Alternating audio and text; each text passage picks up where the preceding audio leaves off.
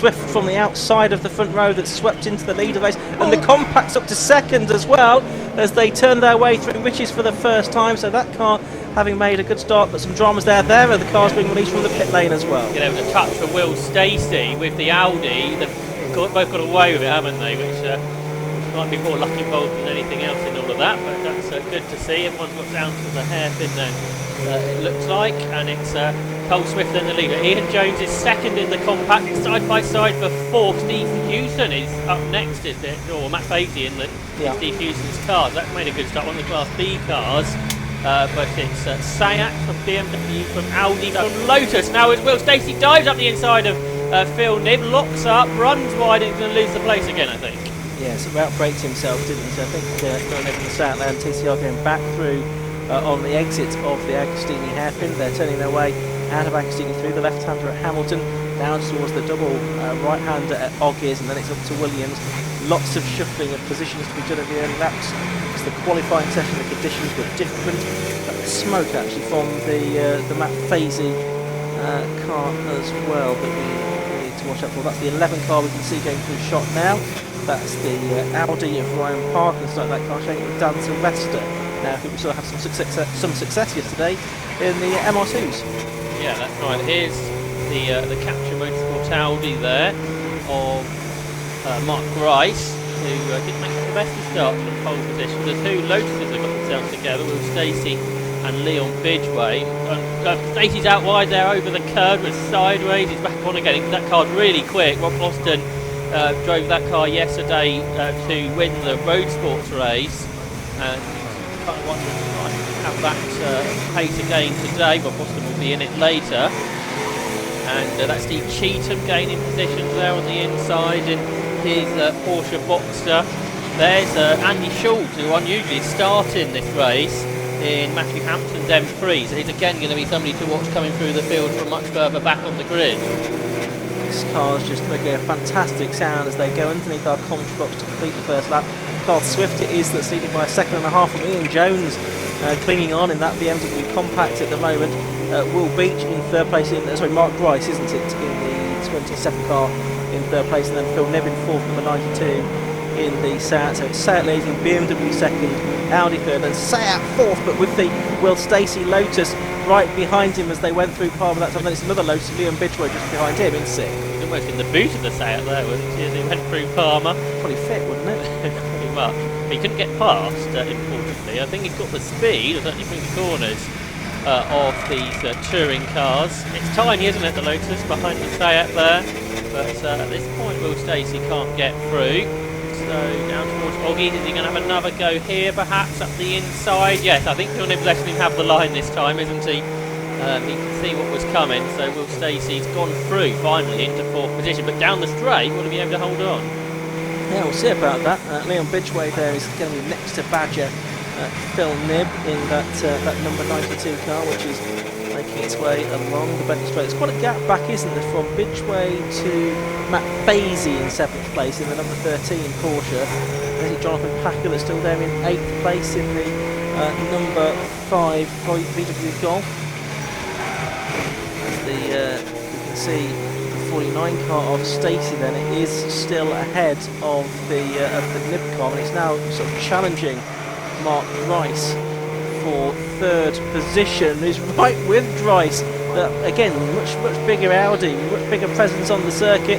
Heading into Murray's. Stacey up the inside, absolutely alongside the Audi now, but I think in a straight line the Audi's just got a little bit more grunt, but actually Stacey, with that, I think it's a Rover engine Lotus, trying to cling on, can't quite do it though, but nevertheless, gamely trying, and up to fourth place on that lap. But the best lap of the race so far goes to Carl Swift at 205.24. Yeah, that's right. Full of fuel, of course, at this point of the race. Only a couple of seconds off of lap record speed in Club Enduro. Ian Jones still there in second, and Grice has run wide here into the Wilson hairpin. So Will Stacey tries to slot the Lotus up the inside, but can't do it.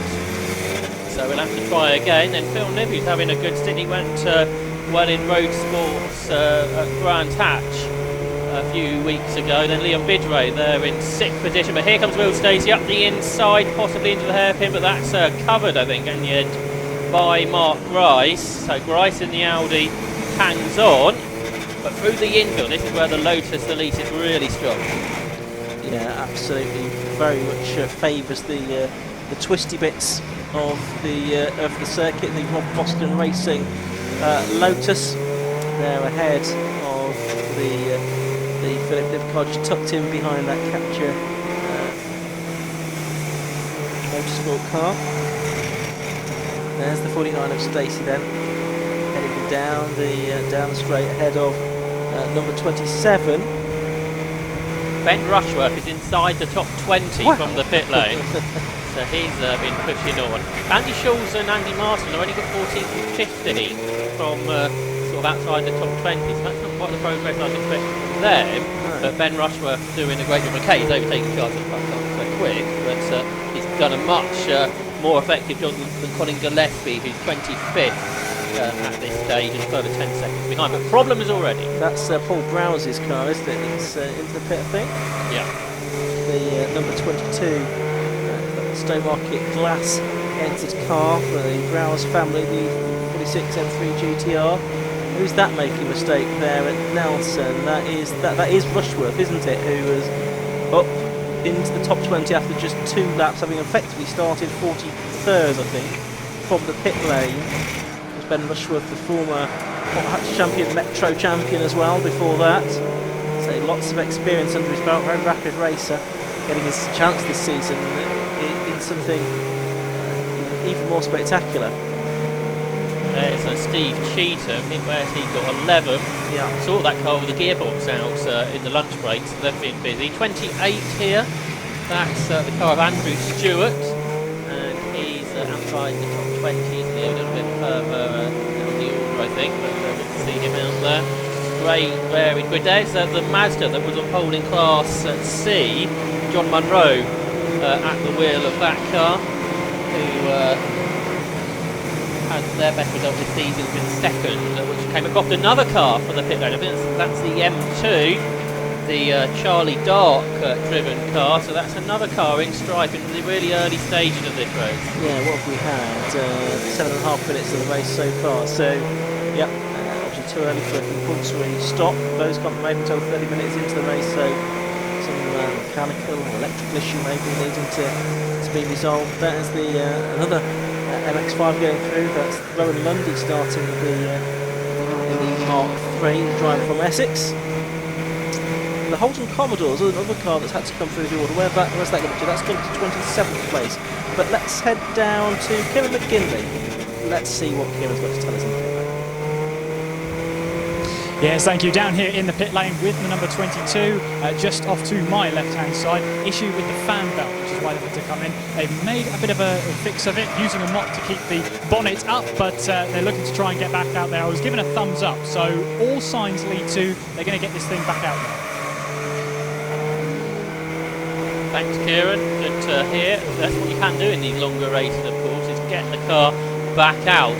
Here's the Ginetta G40, which was in strife yesterday, the Matthew Tidmarsh and Chris Webster car. You see it's got its boot and rear wing back. That car had a best result so far this year of 4th in Class B, and the Andrew Stewart car's got issues now. Look at is it fuel leaking perhaps out the car? It's obviously full of fuel at the moment, but that's something the officials might be keeping an eye on. There's certainly some kind of fluid leaking as it went onto the Bentley straight. 99 here, that's the Joe Williams Volkswagen Golf, who's involved in a battle with 53, which I think is the car started by Joel Oswick. Ben Rushworth's up to 17th now, and he's to a 206.67, which I think is about the 3rd fastest lap anybody's done so far in this race. So Carl's just gone faster, and also having gone faster is Andy Schultz, who's now up to 8th place, by the way. Then the next fastest car out there is Ben Rushworth in 17th.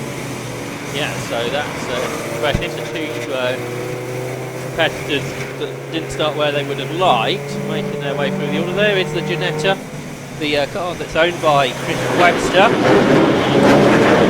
Matthew Tidmarsh is the driver who shares it with him, but it is Webster that's starting.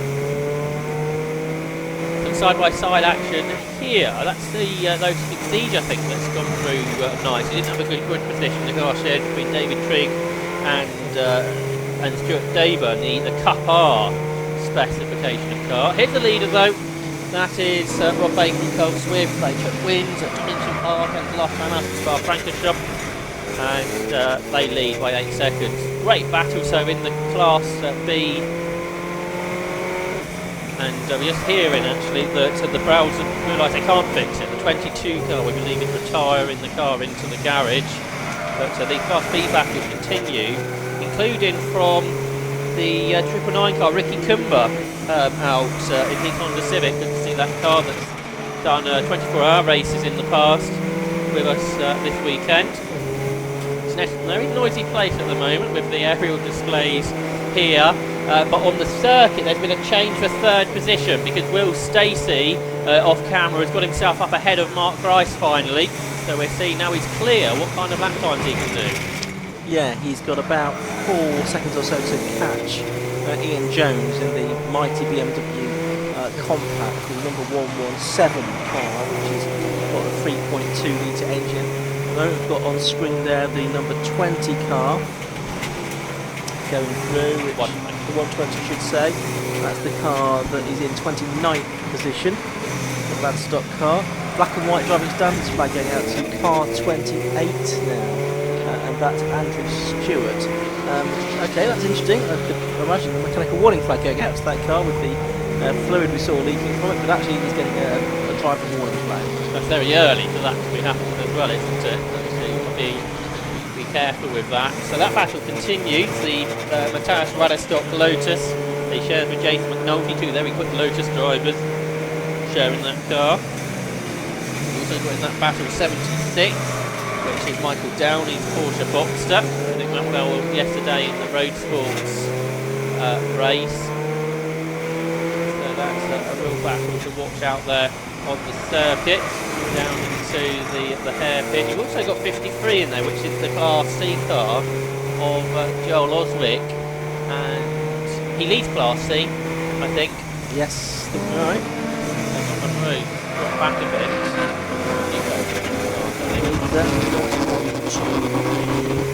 Fourth in class at the moment, so the Class B cars mixed in as well. Class B leader, by the way, is now got 10th.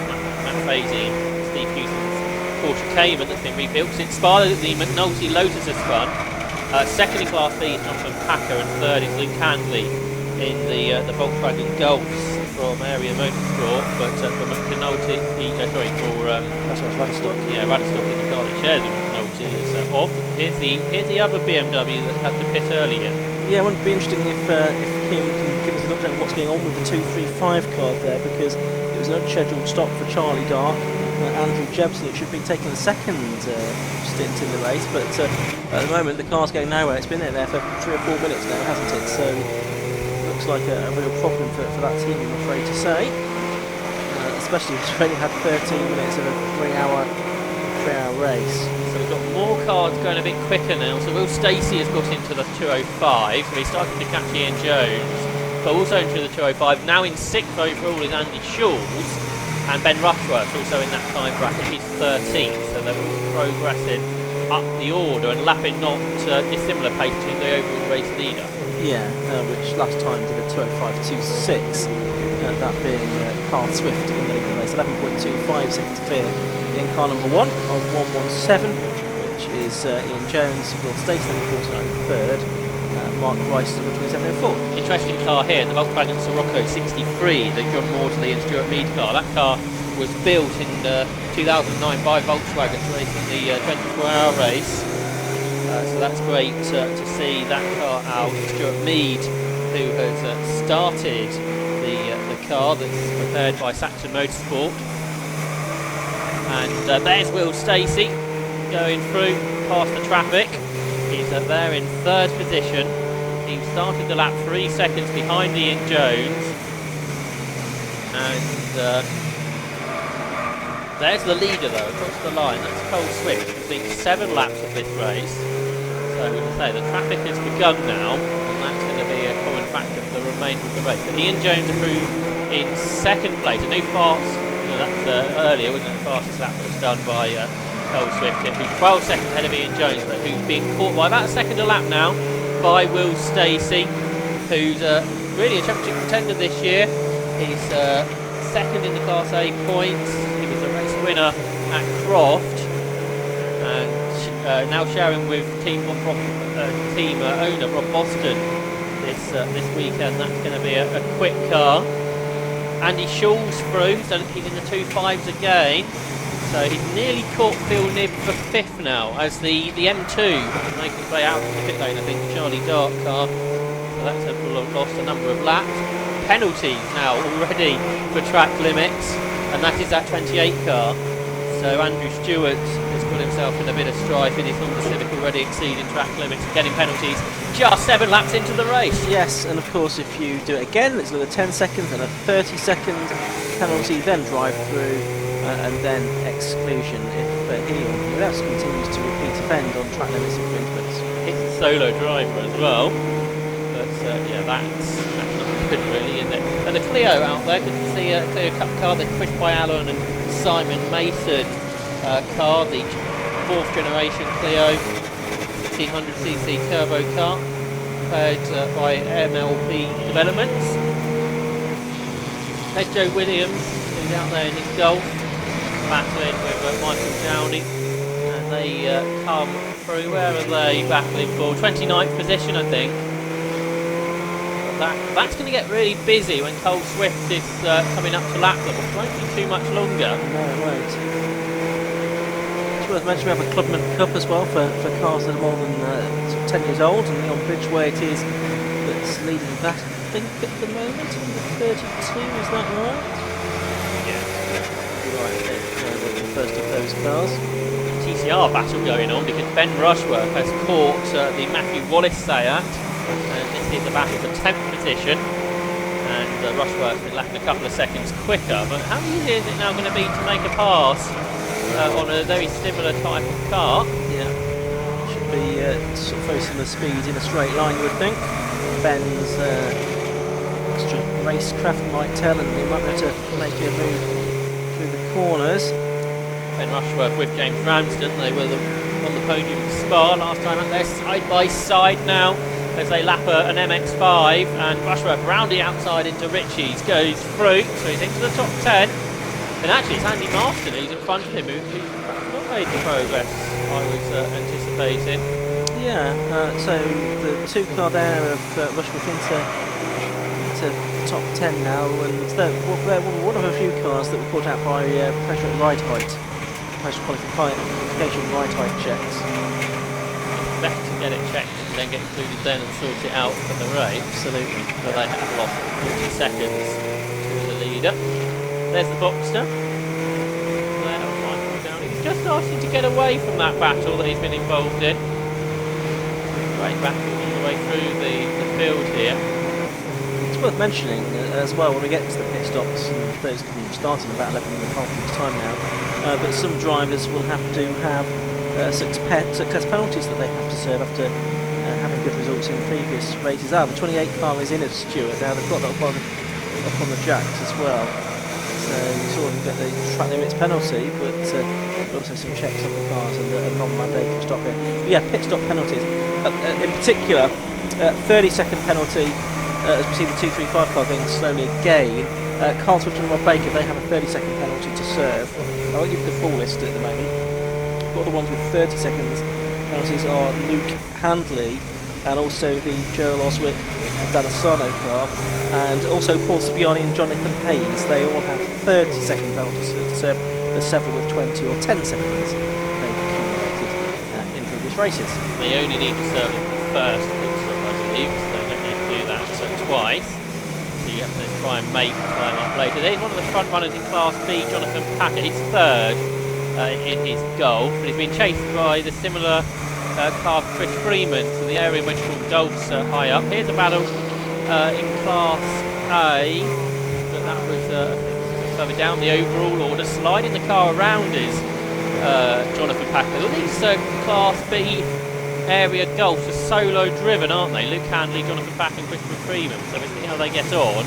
But it's Matt Basie who leads Class B in the Porsche Cayman that he shares with Steve Hughes, that he's 6 seconds ahead. And they're just being passed by Connie Gillespie right now, who's starting from the pit lane in his Seat.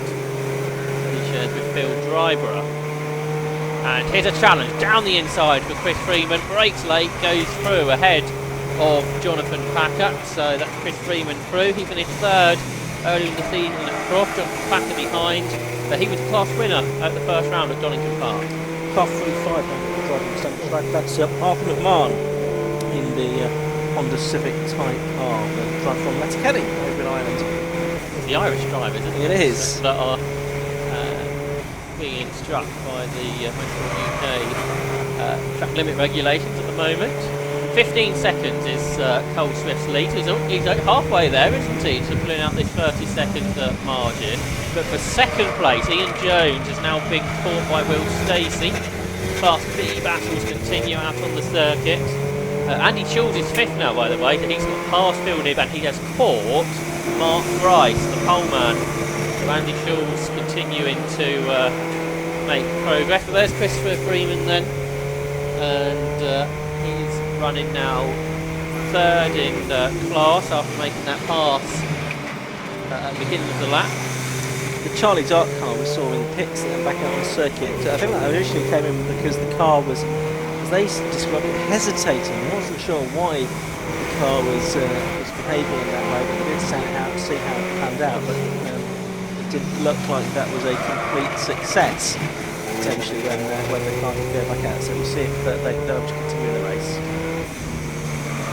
Class B battle continues in the Darkside in goal. So as Colin Gillespie dives up the inside of Luke Handley's version, which probably wouldn't have done Luke Handley's pace and hit him at all much good. But Gillespie wants to get through, he wants to make up places, and that position will be 13th, won't it, for him? He's got decent paces in the sixes, so a similar type of time to Mark Rice has been doing. He's starting for pole.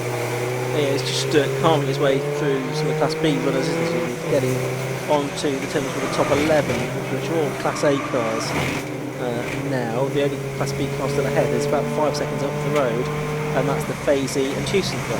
R10 to the pit lane. It's a car that was started by Rob Fennick, shares with Andy Shepherd, the Lotus Elise in Stripe. So that's a shame there. It's like they looking into the engine department. So that car is another early pit visitor before the window opened with a mechanical issue. It's one of the British Sports Car Services entries, isn't it? Yeah, I think the only one in this race. Yeah. Here's for second first. He in traffic. This is exciting. Will Stacey tried to go right round the outside, around the back marker as well. Can he get past Ian Jones? It'll be a mighty move if he can pull it off as they come into shot.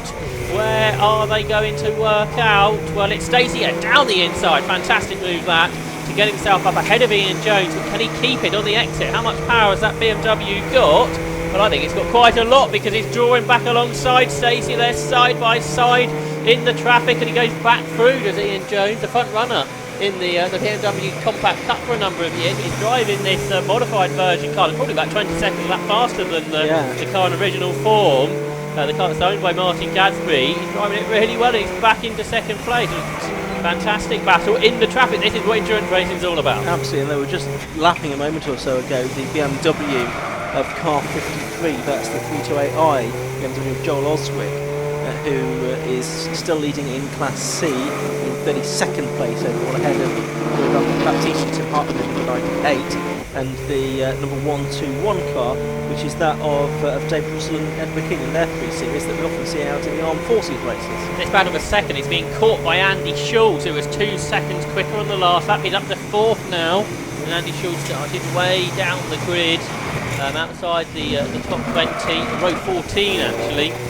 Did Andy Schulz. He's up to 4th place now and capturing this man, Will Stacey, in his Lotus Elite, which was a great big rear diffuser on the car. You can see there the car that's won yesterday's Road Sports race in the hands of Rob Boston.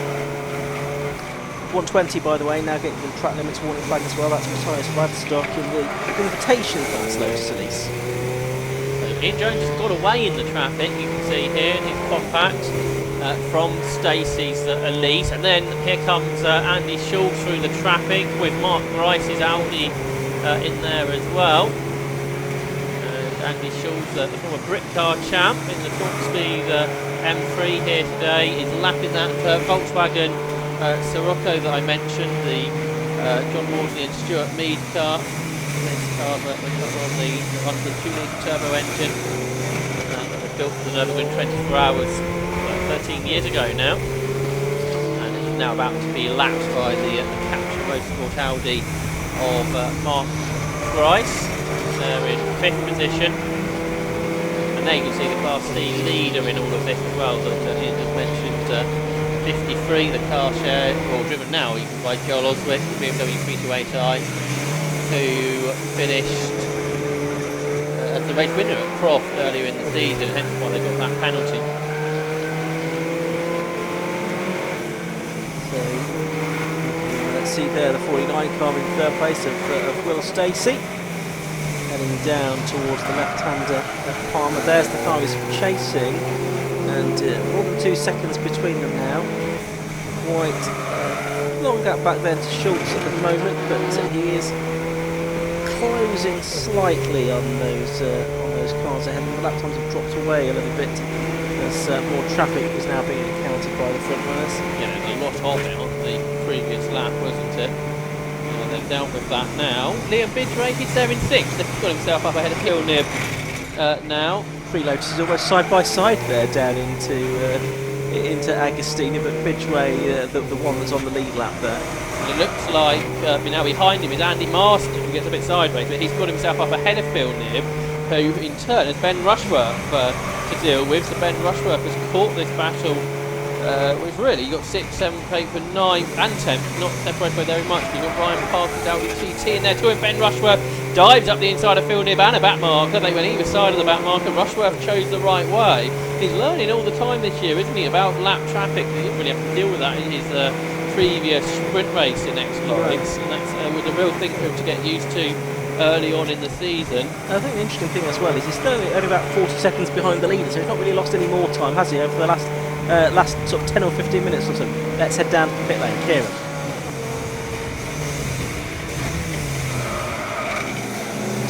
I'm down here then at the garages at the number 10 car, and I'm here with Andrew. Andrew, what's going on with the car then?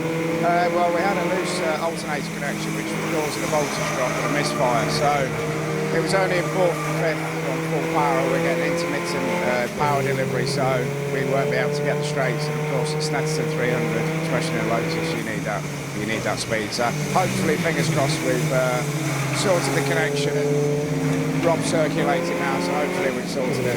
Hopefully those gremlins won't get the best of you. Hopefully, well, 3 hours, so we'll see. Long way to go. Thank you, Andrew, for that one. Andrew Shepherd there with that update. It's back to you. Thanks, Kieran. Yes, still more than 2.5 hours of this race left to go. And confirmation of changes on that lap with Andy Marston and Ben Rushworth both making up positions on that lap. So they've gone 7th and 8th, and off the circuit there is number 5. That's Jonathan Packer from 16th position and 3rd in Class B. Briefly off at Murray's there. He's got a little bit in hand over to the next car in that class, which I think is the Ginetta, isn't it? Number 8, being started by Chris Webster. Yeah, so that wasn't so good for Jonathan Packer. That means he loses more time for Chris Freeman, who took that 3rd position away from him a couple of laps ago in the class. Steve Cheatham there isn't going as well, perhaps with those issues I saw earlier when having worked in the car with Mike Inspector. Steve is 18th here, sharing his car for a change with David Hornsey out in his Boxster, and Ben Rushworth round the outside of Andy Marston gets another place into Williams, so great move there from Ben. He's up to 7th now, so that's 45th or whatever it is, basically started from the pit lane up into 7th position within half an hour, and he's not that far behind Liam Bidray here, who's in 6th position in his Lotus Exige. 27, the car of Will Beach and Mark Rice, started by Mark Rice. That's now getting the track limits warning flag as well, so they will need to watch their step for the remaining 150 minutes of the race. So there's Rushworth through in that Horton Miller run Sayat, who only a couple of laps ago was 7th. He's now, he was 9th, he's now in 7th position. And behind there's been a change because another place lost by Villeneuve. This time it's Ryan Parkin that's got ahead of him. Ryan Parkin in the Audi TT that this weekend he shares with Dan Sylvester. Great to have that TT out there. It's a petrol engine car at the moment, but I think the Darkside development team are planning to turn that to a diesel engine car at some stage. That's their business, diesel engine cars. So we look forward to perhaps seeing that in the future. So 2.5 hours after this. So the pit lane window now open, isn't it, for official stops as well. See the 28 car getting back out into the race. That's the Andrew Stewart car. He's been there for a while for the Dublin 2.4 litre Civic Type R. You saw they go through that next place car after they switched around. Here's 11 to Sayat. That's Matthew Wallace. And then Colin Gillespie is now 12, so he's passed all the Class B cars, which is still led by Matthew Fazy. He's 3 seconds ahead of Luke Handley, who's been caught by Chris Freeman. So Chris Freeman is the quickest of the Area Motorsport Golfs today, or so far in this race. There is a Class B leader going through. That's Fazy. A good job by Steve Hewson and his team to get that Porsche Cayman back out, because they had a big accident at Spa last time out. Jonathan Packer now getting a track limits warning flag as well. We saw him off the circuit, didn't we, a lap or so ago, so that explains that. There's about a second in Class B, because as I was suggesting, Christopher Freeman is catching Luke Handley here. Luke Handley, the Class Championship leader, and here's Ben Rushworth. He wants more positions because he's caught Leon Bidgeway in that Lotus Exige now, who's in 6th. Rushworth is 7th. And if he can make another place, here he is. There's a good chance, I would think, isn't he? Ben's best lap time is a 2:05.82. Bidgeway's a 2:07.40. So he's lapping quicker than him. He's also lapping quicker than Mark Rice as well, who is another little way up the road as well. Notice this was second here, and they've got themselves back together because Ian Jones has been re-caught by William Stacey. 20 seconds behind the leader, but that battle is back on the slippery surface flag out here opposite us, or something on the circuit. Not sure quite what. No, I can't see anything from where we are, but yep, slippery surface flag being shown. There is, you can see, a bit of bodywork, about 200-yard mark. Something on the right hand side, I think it's red in colour, so I'm not quite sure what it is, but warning of a bit of debris there in any case. Yeah, very small bit of debris, but hopefully not so much of an issue. And Class B leaders come across the line. Matthew Fazy continues to lead that class, and he is 2.3 seconds now ahead of the Gulf, which I'm going a little quick on that last lap. Luke Handley taking with him. Here's about a second, and it's side by side between Stacey and Jones. Ian Jones again using the BMW power to stay ahead of William Stacey's little Lotus. So this is remarkable. I think from Ian Jones, although now he's sideways, that's not going to help his cause. But he power slides out of it in the traditional BMW M Sport colours as well. Absolutely, but is he going to lose the place there? I think he is going to lose the place to William Stacey. Yep, in the first part of Coram, Stacey goes through, so possibly the momentum being sat there by that moment at Nelson, and Stacey able to go through to second position in one car 45, which is after Marlon in the Class B Honda Civic Type R. He's now getting a 5-second penalty as well. There's the 10 car, I think, back in the pits. I think it did go out again, didn't it? But that's the Relic and Shepherd car back in the pit lane. So Stacey 22 seconds behind Swift, and is Jones in the pit? It hasn't come through. Yes, he's into the pit lane. This is our first mandatory stop. What I was going to say is Swift's got a 30-second pit stop penalty, and I think Stacey's got a 20, hasn't he? That's right, I think. So it might bring some others into contention, potentially including Ian Jones. Now, is it a problem for Ian Jones because he wasn't getting out of the car there? I could see on the brief shot that we had behind the Lotus, and we're going to go back to the pit lane camera if we can and get a better view of that. Is there a problem for Ian Jones, who was driving so well in the BMW Compact before? Was that big slide, was that more than just a mistake perhaps? Yeah, well, the way then that Will Stacey was able to get through very easily at the next turn suggested that there was something not quite right with that car. There's the 28 car back up the race of that Andrew Stewart Civic Type R. car that had a driver warning flag and spent quite a lot of time in the pit lane, so he's a few laps down now. So this is the battle for 6th and 7th, Leon Bidgeway and the 37 car of Andy Marston, sharing with Brett Evans. Bidgeway going solo today, and they are just behind. Is that the Rushford car just ahead of them on the road? Yes, it is. Remember, I thought we got past the yeah, absolutely. There's the Diesel Golf, just lapping the Mazda MX-5, the John Munro car, Class C, still headed by 53, Joel Oswick. Second is the Royal Team from Tim Hartley's car. Third is David Russell and Eddie McKean. Yeah, John Munro's like fifth in the class, and there is Ian Jones in this car. And it does look in trouble. Andy Waters, the preparer, Martin Gadsby, the car owner. Looks like they're pushing the car into the garage, I'm afraid. Yeah, it looks like it just getting it straightened up to get it back into the garage. So that's a great shame, because that car had a great qualifying session, qualified 4th, was running in 2nd position behind Carl Swift, but sadly now out of the race. So a bit of variety in the top 10 has fallen by the wayside, unfortunately. The race order at the moment is number 1 leading, that's Carl Swift. 2nd is number 49, Will Stacey. 3rd place is number 69, Andy Schultz. In 4th place, 27, Mark Rice. In 5th is number 2, Ben Rushworth. In 6th is 32, Leon Bidgeway. In 7th is number 37, Andy Marston. 8th is number 11, Ryan Parkin. In 9th place, number 92, Phil Knibb. Rounding out the top 10 is number 6, Matthew Wallace. In Class B, it's number 13, Matt Fazy that leads. From number 51, Luke Hamby in 2nd place. Number 14, Chris Freeman is in 3rd. In Class C, it's number 53, Dan Osano that leads the way. From 98, Rory Baptiste, and 121, David Russell. So 4 different types of car, or makes of car in the top 4. You've got the Seat, from the Lotus, from the BMW, and from the Audi. So that's pretty good, isn't it, up front here in this Club Enduro 3-hour race. The longest race really of the season. At Spa they run for a little bit longer, but that was split into 2 sections.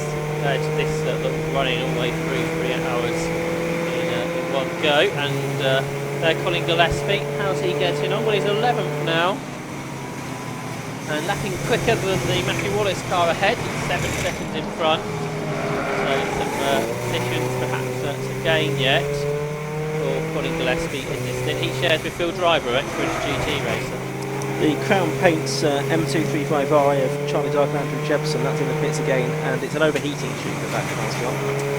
Unfortunately, it's they're in the garage at the moment, possibly not to return, but there's still 2 hours and 20 minutes or so to go. Holden going through, that's another car starting from the back, that's into the top 20 now. The car started by Will Ashmore, the Holden Commodore. Go through there. Here's the little Mazda MX-5 that's running in Class A. I think it's a supercharged car that BS Motorsport have put together. Ben Short's currently 21st in the car that he shares with Ben Hansey. There is the Audi, and Mark Rice is 13 seconds ahead of Ben Rushworth at this stage, so he's holding on in 4th. He goes into Richie's corner there. The 208s, Ben Rushworth through is in the 205s, so he was 2.5 seconds quicker than Mark Rice on that lap. And here's Andy Schultz, who's 3rd we're watching, he's in the 207s, he's 5 seconds behind William Stacey, so he's slowly been catching him. I think it was 7 when you mentioned that a few laps ago. Coming down at a great rate. Wonder how much quicker Rob Boston might be able to go in that car, because it was in the 3s I think yesterday in the road sports race, which would be quicker than what Cole Smith managed.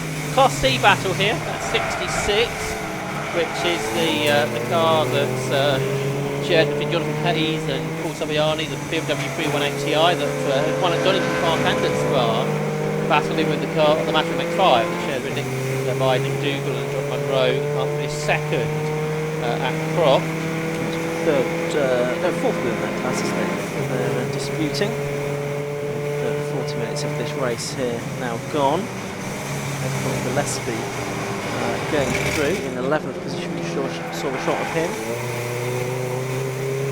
Through the Scottish driver sharing full driver. Let's head another look down in the pit lane. Kieran McGinley is there. Let's go.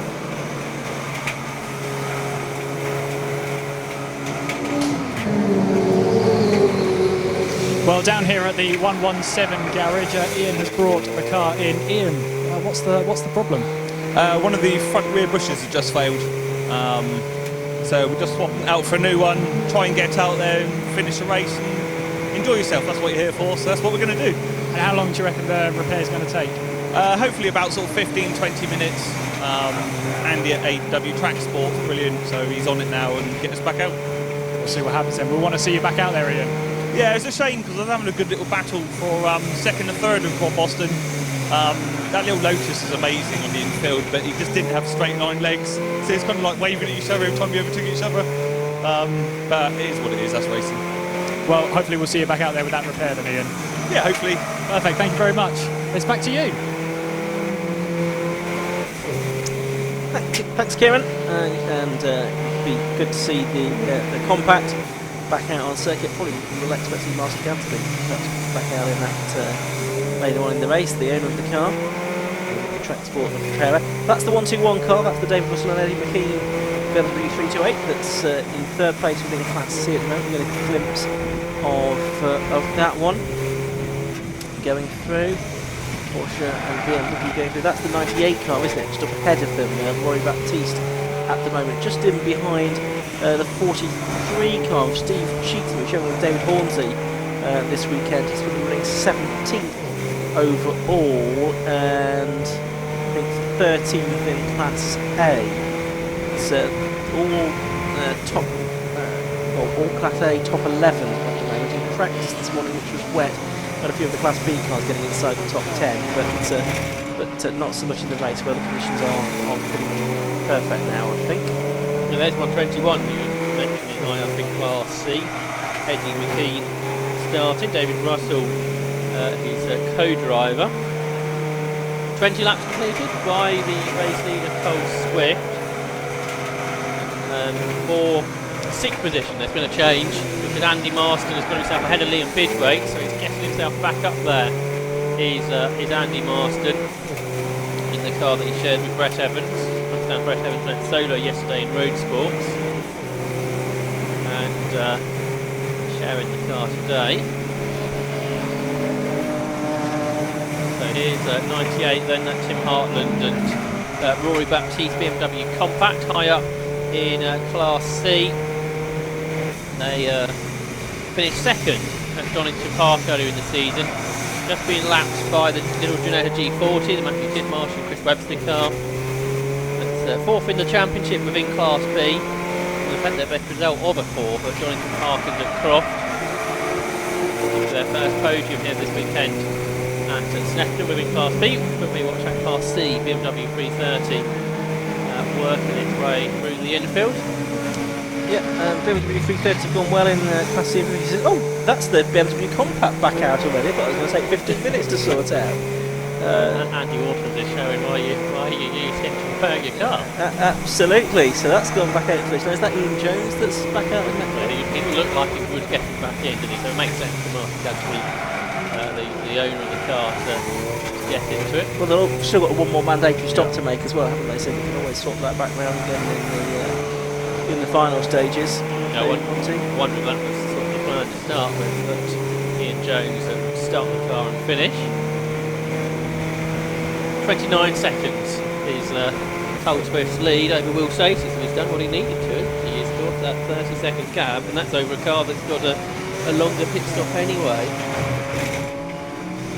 So that's working out for him. There's the David Russell owned car, I think, but driven by Eddie McKean, the Royal Air Force livery. Car we out in the Armed Forces Racing Challenge regularly. Just saw Stacey go through there in a second. Andy Schultz still catching him. 4.8 seconds was the gap at the end of the previous lap. They come up across the line. Will Stacey first. He did a 2:07.4 on that lap. The gap comes down by almost a full second that time. There's the BMW. Andy Schultz 2:06.5. The lead gap, or the gap between second and third, I should say, now down to 4 seconds. It just comes down slightly to more. There's fourth, the Audi. So that's Mark Grice, who's now only 5 seconds ahead of Ben Rushworth.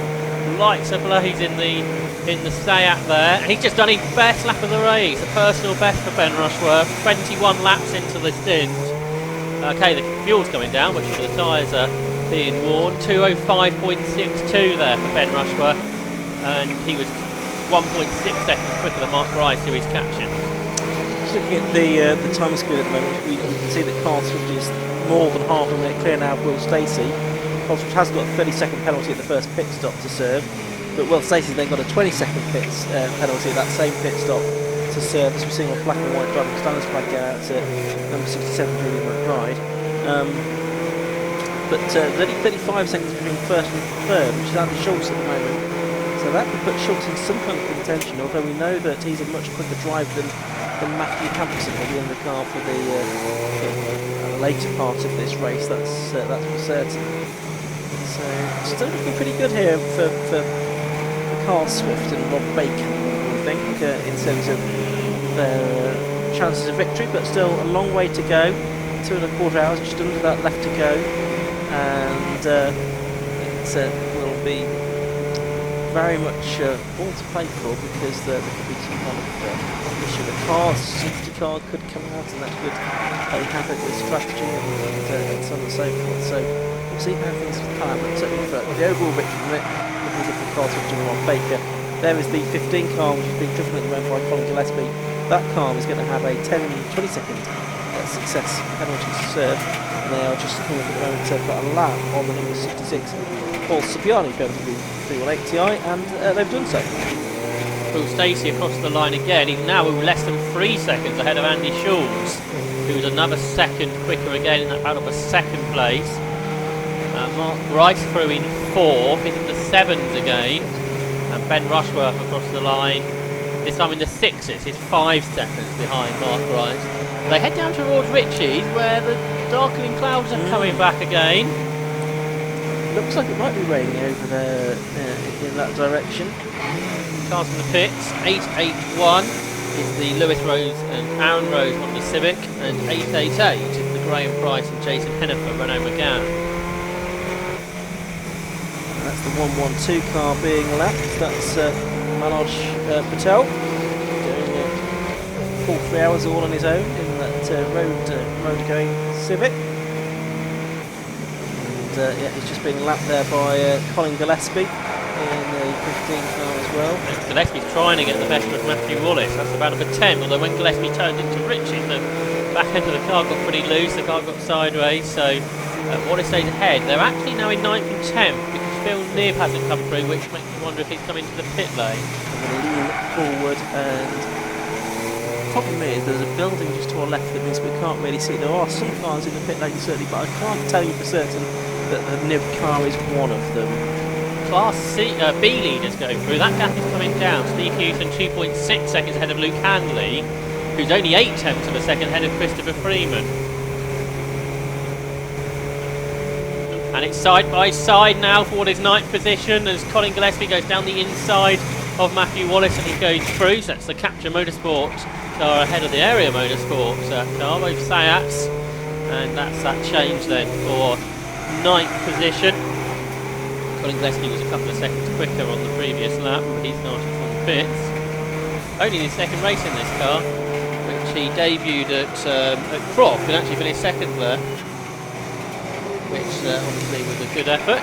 He went solo on that occasion. He's got former British GT driver Phil Dryborough with him this weekend, ex-Aston Martin man. There you see the sky over Snetterton. It looks pretty menacing, doesn't it? That's dramatic, isn't it? That shot. Very artistic.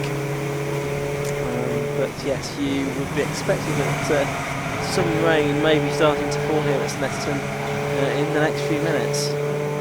Less than 2 seconds in it for second now. So William Stacey versus Andy Schultz. The gap continues to be reduced, particularly on these last couple of laps. Andy Schultz has been catching the Lotus driver, Stacey. Well, Stacey has had a lot of success in one-make racing before Masters and Lotuses, but he's pretty focusing into endurance racing with Club Enduro over the last couple of seasons. And the Class B car was the class winner last year, now into this Class A machine. There's 88, which is the car shared by father and daughter, Peter and Nicola Gillett, the Honda Civic. Yeah, I think Nicola started the car there. The pairing from Leicestershire. On the board of the 750 Motorsport as well. The Treble 8 car is just going back out into the race. You can see the car coming across. That was started by Jason Hannaford, Ronald McGann.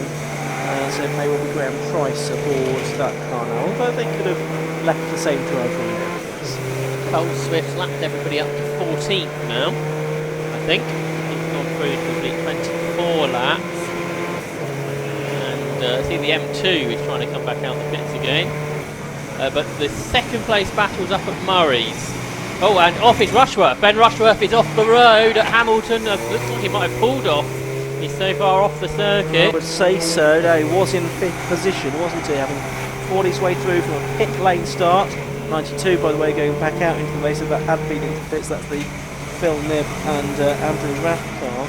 But yeah, Ben getting out of the Thornton Miller prepared Seat Leon car out of the race. That's the sort of straight on at Hamilton, isn't it? It's really where that car's going to stop. Here's second and third, just the Ginetta G40 between the battle now. Will Stacey versus Andy Schulz. The gap was 1.1 seconds at the start of the lap, and remember Schulz started way back on the grid. So he continues to progress up there. Over half a minute now though behind the race leading Cole Swift.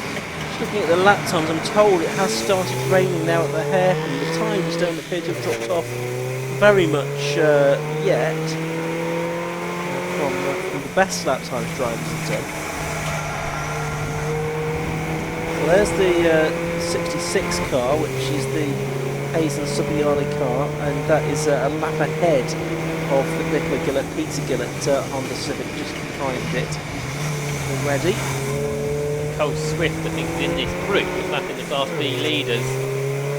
And Class B gap there, 1.9 seconds now between Matt Fazy and Luke Handley, and 2 seconds back to Chris Freeman. So top 3 in Class B are separated by very little as they make their way to complete 24 laps of racing. It's 25 for the overall leader. And the two area Gulfs now are right together actually as they cross the line. Handley ahead of Freeman by 0.4 of a second as they head into Ritchie's corner in that group of cars that are turned their way through.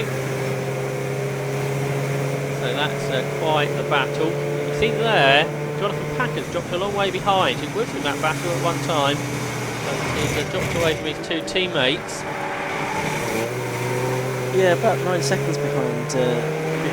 Actually a bit more than that, 13 seconds behind Chris Freeman.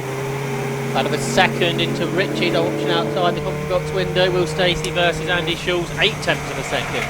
The gap there now. Here are those area Gulfs though, battling for second and third in Class B. And a good effort there from Luke Handley, just put a back marker between himself and chasing car Chris Freeman. So that's just going to help out. And just up the road, you can see the Porsche Cayman, at least Class B, Matt Fazy and Steve Hewson's machine. Just going past the Ben Rushworth car. He'd out the car, Ben Rushworth out of the race after what was a very good stint up till that point. Don't know obviously what the problem was, but that's a retirement, which is obviously a real shame for him, for the team, and for his co-driver James Branston as well. He didn't get a go in the race. Chris Freeman there on swing third in class, just about half a second behind his area motorsport teammate Luke Handley, number 51. Both about 3 seconds behind Oh, and Stacey's off. Oh wow, same part of the track up at Hamilton. That's 2 for runners. It looks like he's going to get back onto the circuit though, so it looked like that was an off rather than a sort of pull off for Stacey. Is that car needing something, or is it just loading dust coming? I'm not sure. Trying to get a view of it come through Williams. It doesn't look like it's handling well. It doesn't, does it? So again, could just be dust on the tyres. Yeah, it could be cause or effect, couldn't it, as a result of the off there at Hamilton, but nevertheless that's delayed that car, so Schultz would have got through then to second place, and it's a question then how far ahead Will Stacey is of Mark Grice in the number 27 Audi RS3 TCR car. I just saw that still behind, so he's still in third. The car does look up to speed now. Andy Schultz had got quite close to him, so whoever he was trying to go through, and that's what caused all that, we don't know, we didn't see it at the time. But there is Will Stacey, now in third position. Does he stay out? Does he pit? Well, this is not a bad time to pit if he doesn't think all is well with the car, but he stays out, which says to me he thinks the car's okay. Otherwise, I'm sure he would have headed into the pit lane and used it as one of their mandatory stops. Yeah, I think you're probably right, but yeah, cost him 12 seconds. Slow lap as well, actually, from Mark Rice in the 209s that time, so still 4 seconds behind Stacey. 5th and 6th we saw there are quite close. Andy Marston and Liam Bidray. Bidray and the Lotus Exige coming back at the M3 that passed him earlier. This is the 44 car on the screen, that's Stuart Dayburn in the Lotus Exige. We've got our car, that's in 19th position at the moment. Stuart Dayburn, we've seen racing the TDI Tuscans in the past. Yeah, it's a really nice looking Exige. That car as well, so it brought out this weekend. We saw that car debut about here a year ago, I think. Yeah. That's another Exige, 32 on Bidgeway, still only in 6th position. Doing pretty well here. From Blackwood, an 8-litre engine in that car. They both just lapped Scott Parkin, who's not going as well as seen earlier in the season for his goal. I wonder if he's made a pit stop for this. Oh no, sorry, he's 18th this year, I've seen where it is on the screen. So he's what, 5th in class, 6th, something like that? Yeah, 5th in class B, yeah. So, I don't think he's made a stop yet though. He finished 2nd last time out at Spa in class B. And he's 3rd in the class B championship. Is he? Hasn't got a problem though. I just thought he might be looking like he was about to pull off there. Now the rain's reached here, because there's spots of rain on our window, but is it just small spots this time rather than the heavier rain we had an hour, 2 hours ago, whenever that was? Looks that way at the moment, doesn't it? So I don't think it's going to be too much concern for the teams at this stage of the race. We come up to the 1 hour gone mark in the race. So teams that are possibly looking to split the race into 3 shouldn't be putting around about now. Not had 2 Russian that were pit lane activity in terms of scheduled stops so far though. 38 seconds is Cole Smith's lead now over Andy Schultz, and then 18 seconds back to Mark Rice. So well ahead Will Stacey got to it. He pit in his Lotus Elise because he hasn't come through. Yes, Will Stacey for the pit lane after that off 1 lap ago. And the 120 car is out of the race, I think. That is the Matthias Radstock, Jason McNulty Lotus Elise. It's just pulled into the paddock. You can see it parked over there in Park Ferme actually at the moment. Okay, so the drama. And here's the battle for what is now 4th position. Liam Bidgeway goes right round the outside of Andy Marston. They can't get down there as he aggressively changed gear, but the BMW's got the power. Liam Bidgeway's got the line though as they go into Palmer. He can't go through. Andy Marston holds on for now. William Stacey getting the track limits, warning flag, black and white flag. We saw him go off the circuit at Hamilton a couple of laps ago. And now in the pit lane, so all is well with that car. So Kieran will be able to find out. Yeah, it'd be good to find out what's going on with the Rob Boston Racing Lotus down there, which William Stacey has started. 66 has been in, so that's one of the front-running cars in Class C. Hayes and Subiani, so they have made the first of their stops. So Class C now being led by Baptiste and by Osborne Autonomo, and that was 26, the other cars having made their stops. Second, Baptiste and Hartland, and third is still is now actually Dougal and Munro. No, big one. Russell McKean is still there in third place. Battle, 4th into the S's here. Andy Marston still ahead of Liam Bidgeway, an hour into the contest. They're working the 28th lap of the race. A little breathe, we look up the inside from Liam Bidgeway. It comes to nothing though, but he's good on the exit up towards Coram. The BMW 6L, the Apex has to tap the brakes a couple of times just to bring the speed down as they go through that long Coram curve. But for Liam Bidgeway, can he find some space. I don't think he can to get ahead of Andy Marston. The car in second place though, Andy Schultz, had a slow last lap, 2 minutes 13. Wonder what that might have been all about. That means the lead gap's up to over 45 seconds. Yeah, and we've just gone past the 1 hour mark in this race, so let's give you a quick rundown on the order as things stand. It's being led by number 1. It's Carl Swift and Rob Baker. From number 69 in second, Michael Hamilton and Andy Schultz. Third place, number 27, William Beach and Mark Rice. Fourth, 37, and Marcel and Brett Evans. Fifth, number 32, Leon Bidgeway. Sixth, number 11, Ryan Parker and Daniel Sylvester. Seventh, number 15, Colin Gillespie and Phil Driver. Eighth, number 6, Matthew and Simon Wallace. Ninth, number 13, the Class B leaders, Steve Houston and Matt Fazy. And 10th, number 51, Luke Handley. Second in Class B. Third in Class B in 11th overall is number 14, Chris Freeman. As far as Class C is concerned, that's being led by number 53, Joel Oswick and Dan Asano. From 98th, Roy Baptiste, Tim Hartland. And third, the 1-2-1 car, Dave Russell and Ed McKee. And that's the order with an hour of the race gone. Looks like we might have lost the BS Motorsport Mazda MX-5. That has done a lap review for a little while. Ben Short started the car, but he shared with Ben Hansey, which will be a shame. That's supercharged MX-5. And Liam Bidgeway still battling away with Andy Marston.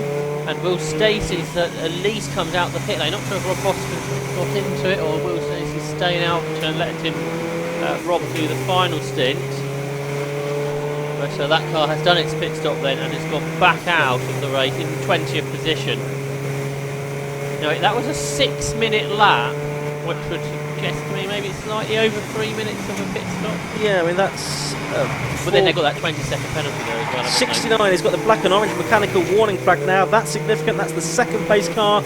Andy Schultz at the wheel at the moment. It's shared with Matt Hampson, but the BMW, the orange car, now getting the big orange spot on the black and orange flag. So it's a mechanical issue for that car the driver may not be aware of. Going to have to go into the pits to get that checked over by one of the scrutineers. They had that slow lap a lap ago. Meanwhile, across the line for fourth place, Andy Marston and Liam Bidgeway squeezed between two back markers, which was quite the moment. But I think Marston's been able to hang on ahead of Bidgeway in all of that, but that wasn't quite spectacular stuff. Almost 4 cars abreast for a moment. Yeah, they're heading up towards the Wilson hairpin now to battling for fourth, and the car behind, which is the Matthew Tidmarsh and Chris Roberts Genetta G40 that was also involved yesterday. It's bootlid the rear wing assembly in the road sports race. So fixed up today, and the other car that was involved in that exciting moment was the Nicola Gillett Honda Civic Type R. But, there's the 37 car, Marston and Evans. Head of 32, the Bridgeway, one of the drivers going solo in this 3-hour race, a gruelling 3-hour race for those drivers doing the whole thing on their own. Yep. Bidgeway is slow in there after Hamilton. Genetta's re-caught him, which shouldn't really have happened. And has Liam Bidgeway caught an issue? Not back up to speed now, I think, so perhaps all is okay. But Genetta's just really quick through the infield. Could well be actually. I mean, it's number 8 got a Class B car, so not quite so well equipped on a power to weight ratio basis, but nevertheless some of these Class B cars can be pretty nimble, can't they, through the more technical sections. 44 car I can see going back out into the race. That's David Trigg and Stuart Dayburn. Stuart Dayburn started the car, but it may well be now David Trigg that's at the wheel. Liam Bidgeway just back up to speed, I think, although a little bit further behind Andy Marston than what he once was. I'm not 100% confident that all is well there. The Audi's into the pits. Mark Grice is pitting the car out of third position. I think we could be about to see something that could trigger pit stops. I'm just keeping an eye on what's going on out of the window beneath me. Possibly have some cars that need recovering. Into the pits comes Bidgeway there, 32. It's the car from fifth position. So whether all is well, I question that, I'm sure. And the safety car is being called. Safety car boards are being shown from the start line gantry beneath me. Yellow flags being waved all around the circuit then and the safety car is being brought into action for the first time in this race with an hour and 55 minutes to go, and I'm sure this will trigger, Josh, quite a few pit stops. Yeah, everybody will be pitting who hasn't pitted. Possibly with those that have, but you'd be confident that you get the end on fuel, I suppose. Yeah, you think you should do 2 hours on a tank. There's the Andy Shaw's car that's been getting the black and orange flag. Ready to lead him into the pits, by the way. Not sure yet what the problem there was. Not convinced he would know have only orange and why the safety cars come out. No. So we'll see if we can pick up on. We know looks like it's a fairly rushable car. That's been there for about 10 laps now or something, hasn't it? Certainly a good few laps. There's any other cars that have stopped out on circuit. So if our producer can see if we can find it. 121 car is in. That's from third within Class C. So that's David Russell. Their mandatory stop. All the Class B leaders coming in all together. Now, which ones of them have got success penalties? Because these out here. Jonathan Patton's got 10. Christopher Freeman's got 10, but Luke Handley's got 30. So Luke Handley's going to lose positions here. There's debris, quite a lot of it, down at Murray's. Whether that's triggered anything. Now, is that part of Andy Shaw's car? Could be, couldn't it? And that might explain why he also said black and orange flag there, because bits falling off there. The cold Swiss sprinting down the pit lane. On the pit wall, I think. About. Quite sure what's going on there, but lots of activity in the pit lane at the moment. Keeping an eye on the time, the official time. There is Shaw's car. It's very damaged. The front left corner of that car is gone. So I think that probably perhaps is why the safety car. I did see some trim hanging off that car in the early stages of the race, but I didn't think too much of it at the time. But possibly that was more serious than I initially thought. The whole of that panel has come away. Might be rubbing on the tyre as well. We saw that slow lap. That's something happened. Yeah. Your Will Stacey's back in. So this is the second stop then. The Rob Boston Racing team. So are they going to try and do 2 hours on a tank? Yeah. Or is there a problem? There's no immediate need to do any work on the car, is there? Or to do a driver change or anything like that. The safety car's not going to have a very long train of cars. Yeah, very busy pit lane. Running out of space. The Area Motorsport team, sorry, not the Area Motorsport, the Darkside Development team, trying to find a spot for number 12 to get into. That's the Scott Parkin Golf, the Yorkshire driver. There's no fuel gone into the Lotus yet, and now the rear engine cover comes off, so maybe not all well there for Will Stacey. Remember, he did have that off-track excursion earlier. 27 cars gone back out into the race. That's the Grice and Beach Audi TCR, the RS3. That's gone back out into the race, and Leon Bidgeway too is heading back out onto the circuit, just in front of the safety car train, which is coming back round. One car that hasn't pitted is Ryan Parkin, so he's taken the lead of the race. Safety car lights are out, so it looks like it's... Is that going to be it? Is the safety car coming back in? Is the race going to get back underway? Yeah, green flag's waved. So a very brief safety car interlude, and the race getting back underway then here at Snetterton with an hour and 51 minutes to go. I think the safety car was only out for about 4 minutes there, so I think it's about a lap that it has done, and the race getting back underway. So anyone that was thinking, well, I'll do my safety car pit stop on the next lap is going to be disappointed, because it's back out into the race. Yeah, so Ryan Parkin, the leader, and I don't think he ever got caught up behind the safety car. Second is number 6, Matthew Wallace, who did. Then third is 67, Julian McBride. And now, out of the pit lane, the first of the stoppers is Rob Baker in the car that Cole Swift started. Yeah, 6 minutes off, so that's interesting, because that was only sort of 3 minutes 56 seconds longer than a normal lap for them, and they had to be stationary for 3.5 minutes, didn't they? So they didn't lose much time. They didn't lose much time at all. Very, very efficiently done. There's a huge water bottle going into the back of the Lotus Elise, the Rob Boston racing car. I think I can spot. So I don't think that Lotus is as healthy as they'd like it to be. Yeah, overheating issues perhaps. So hour and 50 to go. Bit of a different complexion to this race now, with a majority of the teams now having made their their first stops. There's the Schultz car that's getting back out into race. Hopefully a scrutineer has checked that he's happy with the tank tape arrangement on that car. Now is that Schultz or Hampson that's back out in that? I think it would be Hampson. That's an amazing amount of fluid that's been put into the Lotus, because that bottle, more than 2 litres, I'd suggest that the mechanics have just put in. Phil Driver's got aboard the Colin Gillespie Seat, I think. So that car is going to go back out. A bit of congestion there because they're trying to negotiate their way past the Chris Webster, Matthew Tidmarsh, Janetta as well. Very congested pit lane. All the drivers have to pull in at 45 degrees to the pit garages and then be pushed back out and then drive into the live lane of the pit lane again. A few more spots of rain on the commentary box windows. Again, only very light, I think, which shouldn't make any effect to the track unless it gets harder. So there's Matthew Hampson, and he came out a minute behind Rob Baker, but ahead of probably Will Beach taking over from Mark Rice. In fact, Davy's still there at Murray's. So yeah. So there must have been something else that precipitated the safety car. I wonder if it's something that then got cleared quickly, or it will buy itself. Perhaps. Yeah, maybe. There's the Andy Martin and Brett Evans car. They're behind. Oh, he got there. He's sideways there. See the big black lines left. The car in front of it is a car that hasn't stopped. Matthew Wallace second in the race. Yeah. So, and Julian McBride is the other non-stopper, isn't he? So Ryan Parkin, Matthew Wallace, Julian McBride, 3 non-stoppers effectively at this moment.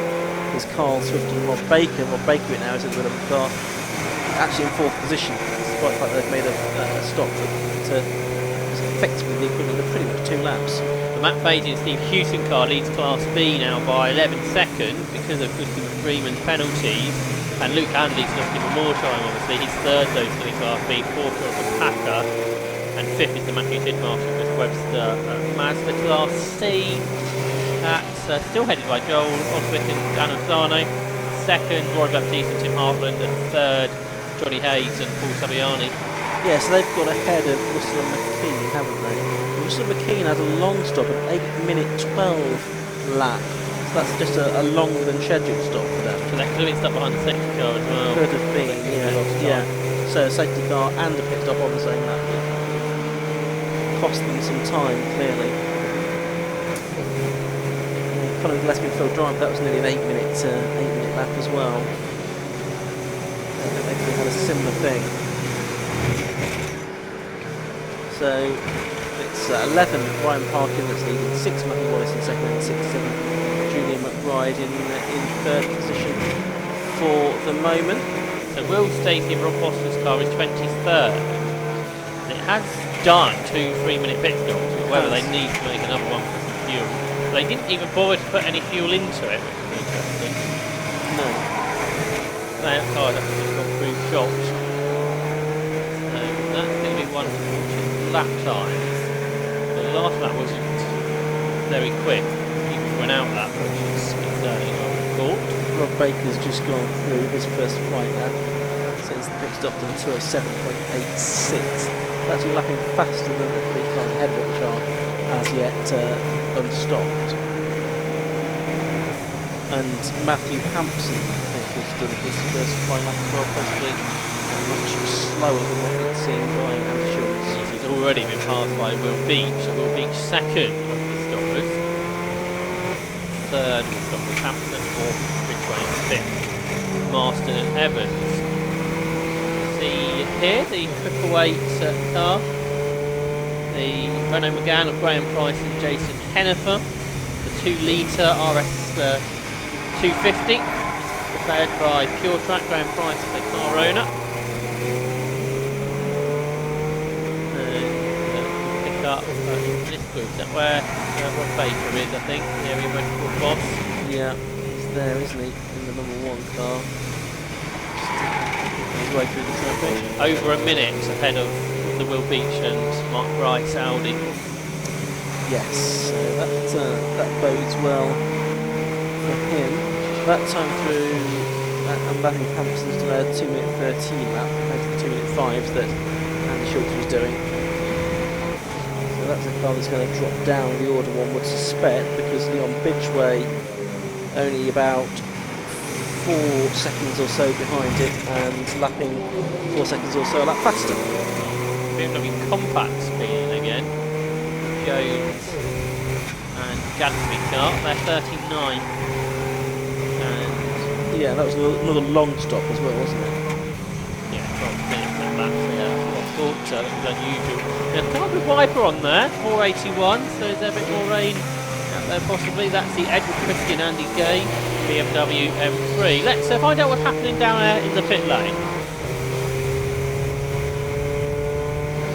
Down here at the 69 garage, and Chance I would. Schultz, Andy, you brought in on a mechanical, then the safety car came out. That was a bit perfect timing, wasn't it? It would have been, yeah. I was a bit concerned because I knew I could see some orange bodywork at the last turn, and I thought, oh no, what's happened?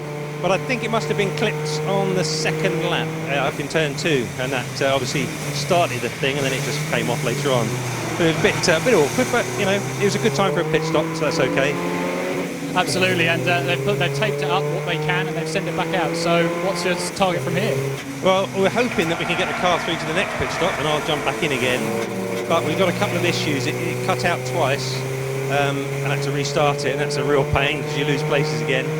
And then we've got a bit of vibration appearing again, so we've got to try and see if we can get it through a bit further. Well, like more than an hour, I can tell you out there. Well, I'll have to keep an eye on it then, Andy. But perfect. Thank you for speaking to us. No problem at all. It's back to the commentary box. Thanks, Kieran. And interesting to hear there from Andy Schultz after his stint of an hour or so to a slightly premature end. Hour and 43 minutes remaining in this race for the Club Enduro Championship. It's being led at the moment by number 11 Ryan Parkin, or number 6 Matthew Wallace, and 67 Julie McBride, but none of those cars have yet made their stop. The first of the stoppers is number 1 Rob Baker from number 27 Mark Rice and number 69 Matthew Hampson. It's Class A cars now for the first 8 places. Better than the Class B cars is the Porsche, Steve Houston and Matt Fazy. Chris Freeman 10th position overall, second in Class B in the Golf. Black and white driving stands badge is being shown now to car number 99. That's Joe Williams, the driver of the Golf. I've got a bit confused, and I wondered if I worked it out without his assistance. 120 you saw in Park Birmingham, Yes. but then in 23rd, I wonder if that's a relay car or yes. in the invitation class. That would make sense. So Jason McNulty possibly out of a separate car. Yeah, that's a good call. I did wonder why they were in the that makes more sense. See the diesel Golf going through there, the Darkside Developments car. Scott Parker is 18th now in that car that finished second last time out at Spa. It's currently third in the class championship. Car, 270 brake horsepower, 2-litre TDI engine. The ex-Volkswagen Cup car was converted to a diesel by those diesel experts at Darkside Developments. The driver Scott Parker is 32 years of age from Barnsley. The race winner with the MSDT series, now stepping up into the Club Enduro Championship position. There is his brother's car that leads the race. That's Ryan Parkin, the Audi TT that runs the 2-litre TFSI engine, 2017 car. Obviously run by Darkside Development. Ryan's 2 years old, 20 is Scott's twin brother, and he's been racing since 2018. And he's sharing with Daniel Sylvester today. Is Ryan Parkin. Previously he's been sharing with Adam Blair, British Formula 3 Championship driver. But Daniel Sylvester, who raced yesterday in the R2s with some podium finishes for the first time. So he'll be poised by that success, I'm sure, when he gets into the car for the second part of the race. Another place lost for Matthew Hampson. Liam Bidgeway had moved up into 6th. Hampton's down to 7th and being caught by Andy Marston and Brett Evans in this car. Yes, absolutely. So they are all on their 36th lap. The 3 leaders already completed 36 laps, but they've yet to make a stop. And actually Carl Swift and Rob Baker out the wheel. They are also now on the same lap as the leaders, 36 laps in the book, but about 3/4 of a lap behind Parkin. But that will soon get overturned when those three cars have to make their mandatory stops. First of two mandatory stops. There's car number 15. That's Colin Gillespie, now Phil Driver there in 14th. Phil Driver, who races in British GT and Aston Martin in the past. Nowadays he's racing Club Enduro and he's had a number of cars out in this, and now he's sharing with Colin Gillespie in this Seat 14th position, half a minute behind Jonathan Packer. So time to find. I think they've been a bit unlucky because they started in the pit lane, but then they got caught up behind the safety car before they made their pit stop. They lost the time. Where most others don't stop too much. Yeah, I think you're right there. There's Matthew Wallace, second place, just getting past the 999 Honda, isn't it? It's 8 seconds ahead of Julian McBride, who's going quite well. The 4-year-old from Oxfordshire, third position in his M3. The Jet Fuel racing car, second for the Wallaces in their area Motorsport Seat. And the Mazda's in the garage. Okay, so that's a retirement by the looks of it for John Munro and Nick Dougal. Both the TWC cars you can see, and they're using the Lotus. I think they've been there for a while because they've only completed 26 laps. The leaders have now completed 37 laps. So TWP come out of the race, unfortunately. There's the 117. That's the BMW Compact. That's running in 38th position after 2 stops. They've completed 29 laps, or 8 laps behind the leaders now. Green flag waving in the background. Murray around the circuit. Oh, that's potentially white. So Jason McAnulty Lotus that's off. That's the exit of Nelson. So yeah, that Lotus turned white. Now with a different car. So perhaps down there in the pit lane, they might be needing to get the Matthias Radestop car ready again because the relay car is stopped. Jason McAnulty's not really been out there for very long. No, not terribly long around time, but it looks like the car has expired on him nevertheless. So yellow flags being waved after that marshal post at the bomb hole. Post, I would say some marshal like that years ago. It's the 27th car going through then. The car that's in 5th position, but effectively second. And once the 3 leaders make their stops, that's and Mark Rice. They are a minute and 13 seconds behind Carl Swift and Rob Baker, and falling further behind actually because they had a slow lap that time for 2:08.27. And they are way ahead of Dion Bridgeway. So we've got some wriggle room. Yeah, gap of 22 seconds back to Bridgeway. He's also done a slow lap actually, 2:11.95. I think that's just the traffic or excuse me, something else. Behind them there's been a change for 7th because Brett Evans has got ahead of Matthew Hampson. Change position there. Hampson down to 8. So 8 laps done by Ryan Parkin, the race leader. Second is Wallace and third is McBride. Yep, I'm showing how long a car can go in a tank of fuel there. 10-second penalty now for car 28. Well, that's one of the Irish drivers, Andrew Stewart, in his Honda Civic Type R. So that would be to add the 5 seconds he's already picked up. So it's been further infringing the track limits there. There is Matthew Hampson. That would be lapped, I think, by Matthew Wallace. He did a quick lap last lap, 2:08.0, almost as quick as he's gone through in the stint. Shows the pace as the car gets lighter on fuel. Yeah, right. That's the 92 car you can see going through a shot there. That's just ahead of the Beach and Rice car. So that is on its 37th lap. Richard Rice car is on its 38, so yeah, that's been lapped once again. Of course, that car lost out. It made an early pit stop, pit in when the second car wasn't out. So it lost a bit of time there. The Phil Near and Andrew Vacar that went in 12th position. Another Seat Leons. Not far away from the halfway point of this race now. Only 5 minutes left to go before we get to the 90-minute to go mark. We're going to run you down on the positions at that stage. Tail going through. Motorsport BMW as well. So Liam Pidgeray then, who noticed made a slower lap. That might have been to do with traffic. It's at the next lap's like. For 11 last time, I chose 7 that time, so much better.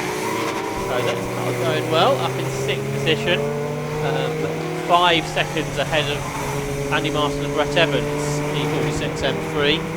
Ed McKean and David Russell, they've now got the black and white driving standards flag as well because of track limits and things like that. Harvest in third place still in Class C. Going to be 3 to 8. And there is the black and white flag going out. See them to repeat the message on the electronic gantry above the pit lane. Will Stacey and Rob Boston's car just gone through. That car is back up to speed, 206 on the last lap, which is as quick as anybody else is going out there. Made 2 pit stops and they're in 21st position overall as it stands. 999 here, that's the Ricky Kumber and Mark Simmons Honda Civic, one of the newer cars, the K2 I think that is. Car that races with the Preventic organisation in Europe. Endurance races, 24-hour races. Cars done in the past. I think out in Dubai, David Drinkwater raced that, who we see regularly. Club meetings. And that's about to be passed potentially by the Volkswagen Sirocco, that Nürburgring 24-hour specification car. John Maudsley and Stuart Mead car that is running in 23rd position. That's actually a backup of position because Cumber and Simmons are 22nd. So you've got John Maudsley there, the 71-year-old from Wirral, been racing 50 years, former Volkswagen Golf champion, shown with Stuart Mead, who's a former European Supercar champion. Out in that car. Trying to get past the Honda, they're side by side now for 22nd position in the race. And the Volkswagen Sirocco goes through, the Saxon Motorsport running car then gains a place. Certainly does, getting the advantage of the top half the drivers from Maidstone. They've got the quick car behind them now, the 117 of Gadsby and Jones, which is just trying to lap itself really. I think the leader might be in the pit lane. Ryan Parkin hasn't completed his latest lap. He is. There's Ryan Parkin into the pit lane now from the lead of the race. So we see where he filters back in after all of this. 3-minute stop that he has to make, of course.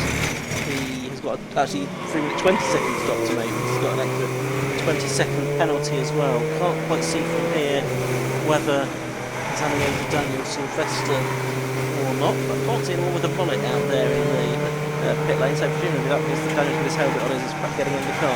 Pretty much halfway through the race. Yeah. Right, so it's Matthew Wallace that leads the race with 13 seconds over Julian McBride.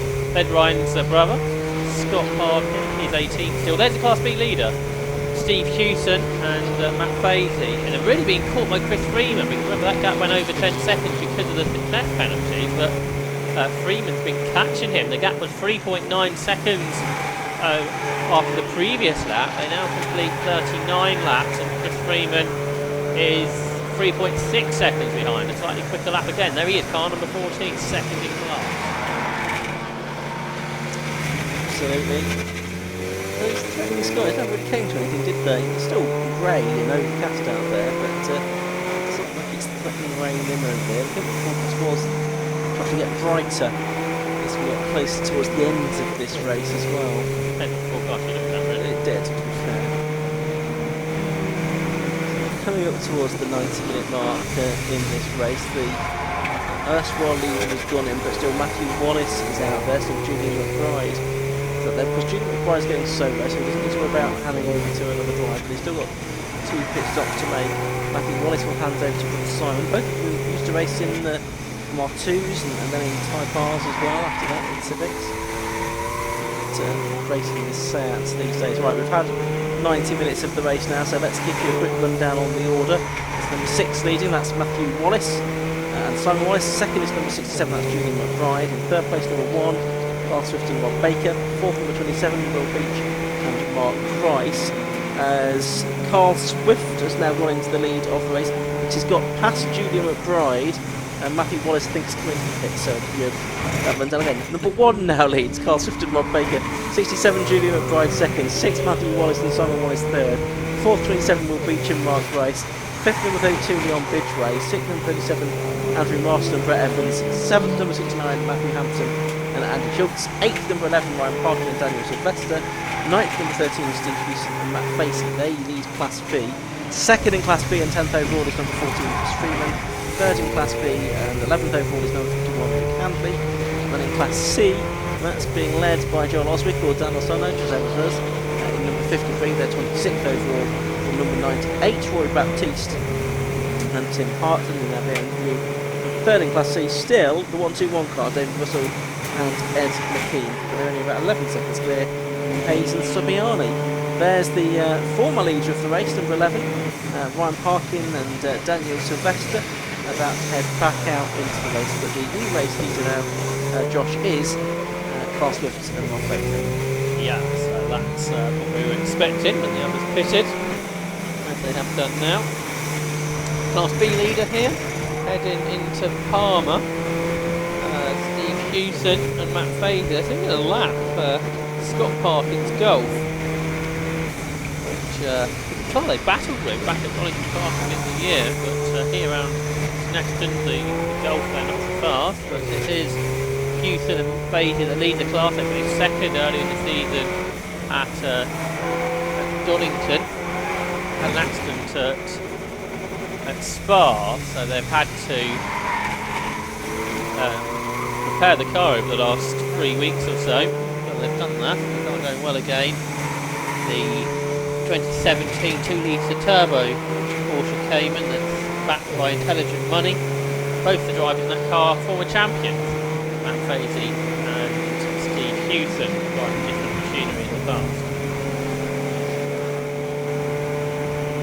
So 42 laps completed now by our race leaders, Carl Swift and Rob Baker. You see the 13 car of Steve Hewson and Matt Fazy go through, and the 69 car has that in problems again. A bit slow there. Was Matthew Hampson. That was just on the exit of Wilson Hairpin. Danny Schultz saying the car's cutting out. Done that again.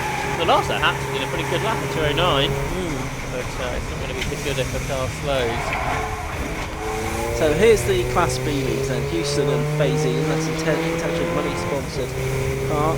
They're second, catching Chris Freeman. They are. What's the gap between those two at the start of the lap? It was, trying to look, at 2.4 seconds or something like that. It looks like it's a bit less than that now, doesn't it? As the number 6 car, Matthew Wallace and Simon Wallace car gets back into the race. The Area Motorsport run vehicle.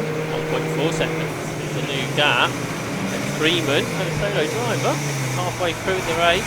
What to do basically is what he has done, is catch in. I think now it's Steve Hewson and Cayman. So what can Chris Freeman do here? He's having a pretty good run in the Area Motorsport Volkswagen Golf. His best result so far this season came at Croft, which was the 3rd place. He raced the Civic in the past and went well in that. Down into Agostini. They're different cars, these. Well, they're both 2-litre cars. Oh, and a big lose there for the Rob Boston and William Stacey Lotus. Is something broken on the car, perhaps? That was heading up towards Coram. It's awful at the beginning of the Coram, yeah. I think the drivers are not wanting to continue, so I think something has broken now on the Lotus Elise that was running in 23rd position. So, I wonder if that might need a recovery as well from where it's come to rest. It's on the inside of the approach to Coram. This edge of the circuit, but nevertheless, the officials might want to do something about that. Here's the Houston and Faisy car still being chased for the Class B lead though by Chris Freeman. Ever more on. Yeah. Yeah, 1.4 seconds. You said it was at the beginning of the lap. Looking like a bit less than that now, I think. As they head through, comes a bit past that incident. And there are yellow flags there waving at the marshal's post before common green flags then pretty much at the midpoint of that long right-hander. But these cars close together again, 1.4 seconds was the gap between them, but over the line they come again. So close now, you don't need a stopwatch really, do you? They turn into Ritchie's together. They're now 6th and 7th overall, these two Class B cars. Yeah, that's right. 2:10.37 that time for Chris Freeman, and a 2:11.32 for Houston and Faisy. Is that due not right? I think he's going to go back out again. There's another slow Lotus up at 4, and that's Liam Bidway, who is running in 3rd position. But Liam Bidway slow, I can see out the box window heading down towards Murray's. Class B lead battle continues. There's a white flag on the other side of the track as well. Yeah, there is, just behind us. We've now got a safety car coming out as well, so we know we've got the Rob Boston Racing police off. There's the Bidgeway car that's going slowly as well. The longest that car's got before, so they're going well. Yeah, and 37 minutes into the race. Jonathan Packer's pitted immediately, the driver 3rd in Class B, which could be a shrewd move. Well, this safety car here you think might be a touch longer than the last one. Right, I can see a medical car heading out through the paddock as well, so possibly that's needing to attend to somebody as well. So safety car at the moment here at Snetterton in this TDI Club Enduro Championship race. There's a slow car that's been, I think it was slow car, so probably fair enough for the cars to pass it, but we do have yellow flags and safety car boards all around the circuit now. So what was a decent battle for the Class B lead, that will have to, for the moment, sort of fall back into line. There is the safety car out on the circuit, and it's picked up, is that the 28 car? I think it's picked up, hasn't it? The Andrew Stewart Honda. So I should think we'll get a busy pit lane. Yeah, so jumping back to the first limit. 80 minutes, probably a lot of cars can do that, so I suspect everybody's going to be hitting, as you say. Including the 12 car, that's in as well. Those Scott Parkin. Rob Baker went through, perhaps that was before the safety car was called. Yeah. Medical Parkinson's coming up towards the corner as well, so Drivers out. Drivers out. Well, we hope all is well up there at that part of the circuit. Bringing you any news as we get it. Tyre change potentially on here for Scott Parkin. Yeah, that's right.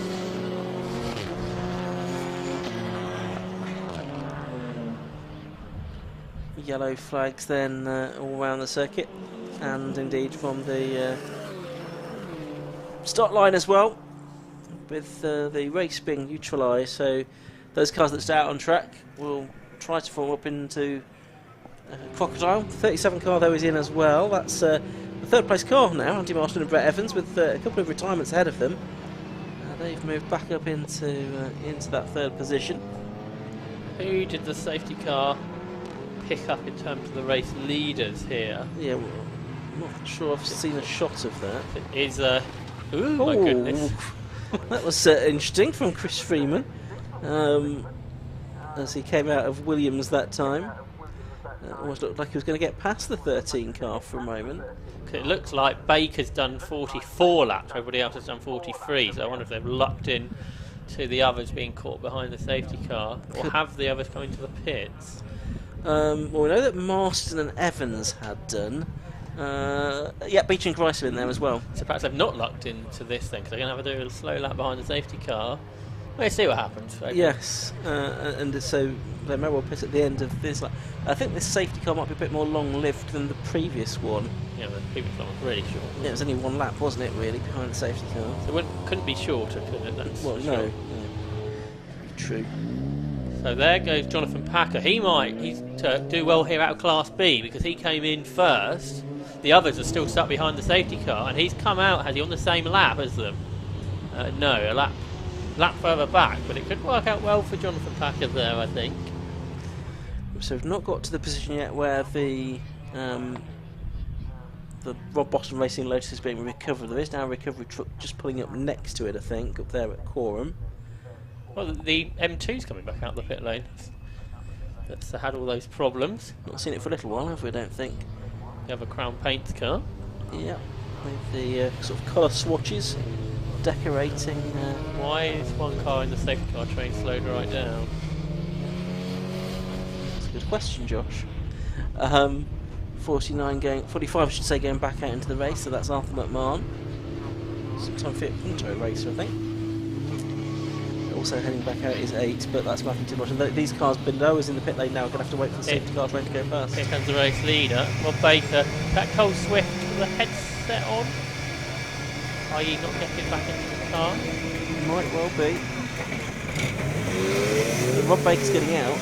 Yeah, he had to get out and maybe refuel it. No That's one can true, be in yeah, so he's getting out of the no sign of him taking his helmet or anything like that. He's going to stand there with the extinguisher. The Audi, which is a lap behind at the stage, goes out of the pit lane. It's one lap itself, isn't it? So that's it'll be interesting how it works out. Yes, so 6 Matthew Wallace, or someone, so they've now made 2 stops, haven't they? Someone Wallace has gone back out into the race. They've made 2 stops. Change 13th though. Rob Baker getting back into that layout now. Will they going to change the tyres or will they just change the pressures? Martin Evans going back out as well. Yeah, absolutely. They'd stopped a few moments before, hadn't they? Safety car still winning here at Snetterton. Yeah, they're doing a tyre change on the layout. Possibly in front. Too much really. No. Too much. There's the Lotus down to the back of that bit. Yeah, the full lift to get there. Must be why we need the safety car position. So to get the bottom door towed out of the way.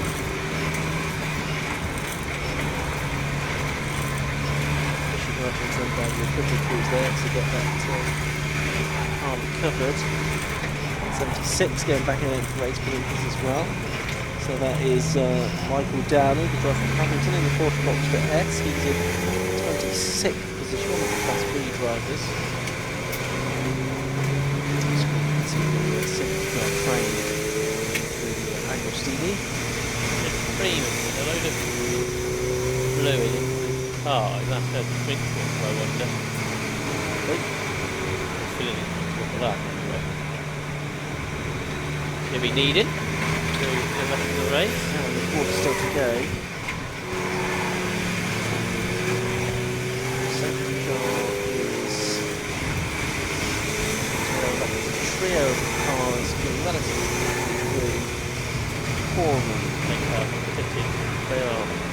And they will take it on the back, so they're on down. Not the last time they want to take it up. Hopefully all is well up there. And that's where the safety car is. That's on the left straight at the moment. It's the 3 cars that are just being released now. The 481 car, then the Christie, Tom Gillespie car involved as well. This will be interesting who gets down first in Class B, because the ECU and Matt Page's Portal, they're also a bit late into the team. Rob Baker's about to go back out into the race still as the leader. Needs one more lap than everybody else has done. They took some time to catch the pack while they're still behind the safety car. They've got sped up now, so the lead gap might be reduced potentially, but it's still going to be pretty big. I think the safety car board's about to be put away. Yeah, they've got sped up. Yeah, so I think we're going to get green flag when it comes back through, which we'll do in a moment. And the Porsche Cayman getting out ahead of Chris Freeman. Is there a red button? No, we've gone out. Yeah. That gap's gone out. Some cars are coming into the pit wall, coming out of the pit lane as well. As the race does restart, green flag. It does, so green flag is waved to get the race back in the way. There's Chris Freeman. Sorry, no, that's the Joe Williams car getting back out into the race, number 99. The safety car has peeled back in. The race then getting back underway with an hour and a quarter of the duration left to go. Matthew Hampson and Andy Schultz are now second. Did they not pit? Don't think they did. Right. They're only 46 seconds behind, but perhaps they didn't think they could do it on one tank of fuel to the end, presumably. But for Mark Rice will beat their 70 seconds behind. I guess that's roughly what it was. Yeah. Then Ryan Park and Daniel Sylvester possibly only done one stop. They've only done one stop so far, haven't they? Yeah, they're in fourth position. But they're on the lead lap at least, as are Andy Marston and Brett Evans. And so all of those five within 72 seconds of the race leader. As the cars head back into the steeping hairpin at full speed for the first time in over 10 minutes or so. So Class B, Porsche is 7 seconds ahead of Chris Freeman. And then Luke Handley jumped on Patrick stops and is third now. Is that car still leading Class C? 53 it is. Yeah, it is. Gone on down on Sane. Still the same top three actually, as it has been pretty much all race. Also got Asano, Buckley, then a bit of a gap back because there's cars, Class B cars between them, but Russell and McLean still their third in that class. There is the 53 class leading BMW Crown Paints car, which is more colourful than the 235 sister car. That car leads Class C by 13 seconds. Last time across the line. Well, that means certainly a victory then, with an hour and a quarter which still back to go. There's the third place car. That's a lap down, just right behind. Yes, you're right, it is a lap down now. Third place car. But the Will Stacey car had a good black rear left corner. See that car making its way through the paddock, so that's why it added the massive spin. Yeah, and the full subsequently as well. Suspension failure or something like that.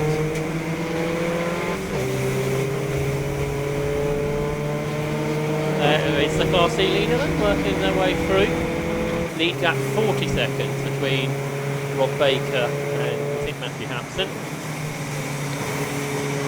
Yeah, that's right. Different lap times there because Rob Baker's first lap out of the pits. Into Ritchie, third and fourth, nose to tail. Mark Rice will beat Audi. Daniel Sylvester and the Audi TT really challenging them there. Yeah, don't forget though that the 11 car got to make another stop there, hasn't it? Yeah. It's a battle for anyway. Absolutely, but probably not a realistic reflection of where they'll finish. Yeah, so I think probably the Audi's the second stopper, and then the third stopper will be the Marston and Evans car, which is only 5 seconds behind. So that's a gap ready to monitor. Here is that battle on the road for third as it stands. The two Audis, very different cars, the RS3 Audi Sport built car from the factory, and then the Audi TT that's been developed recently by Darkside Developments. Although originally from cut by the team. Side sports car, wasn't it? Direct the TT out there. 2-litre engine machine. Down the outside, Daniel Sylvester committing. Then they have to cut back. Yeah, to get past the McKinney and Russell 328i. Darkside Developments car. Absolutely magnificent. The Gillespie driver achieving just on their PB. Personal best 206.65.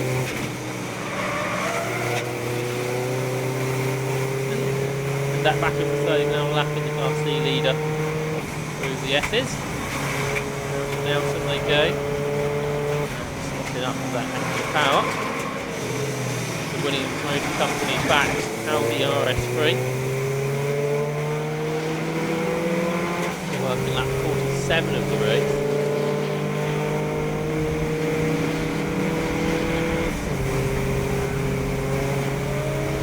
...70 minutes to go, so a lot of drivers are on their last race.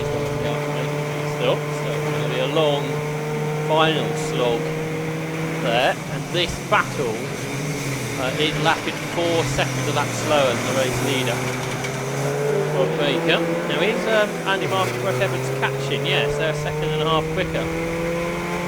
Well, on that lap. The gap between 4th and 5th is 3.2 seconds now.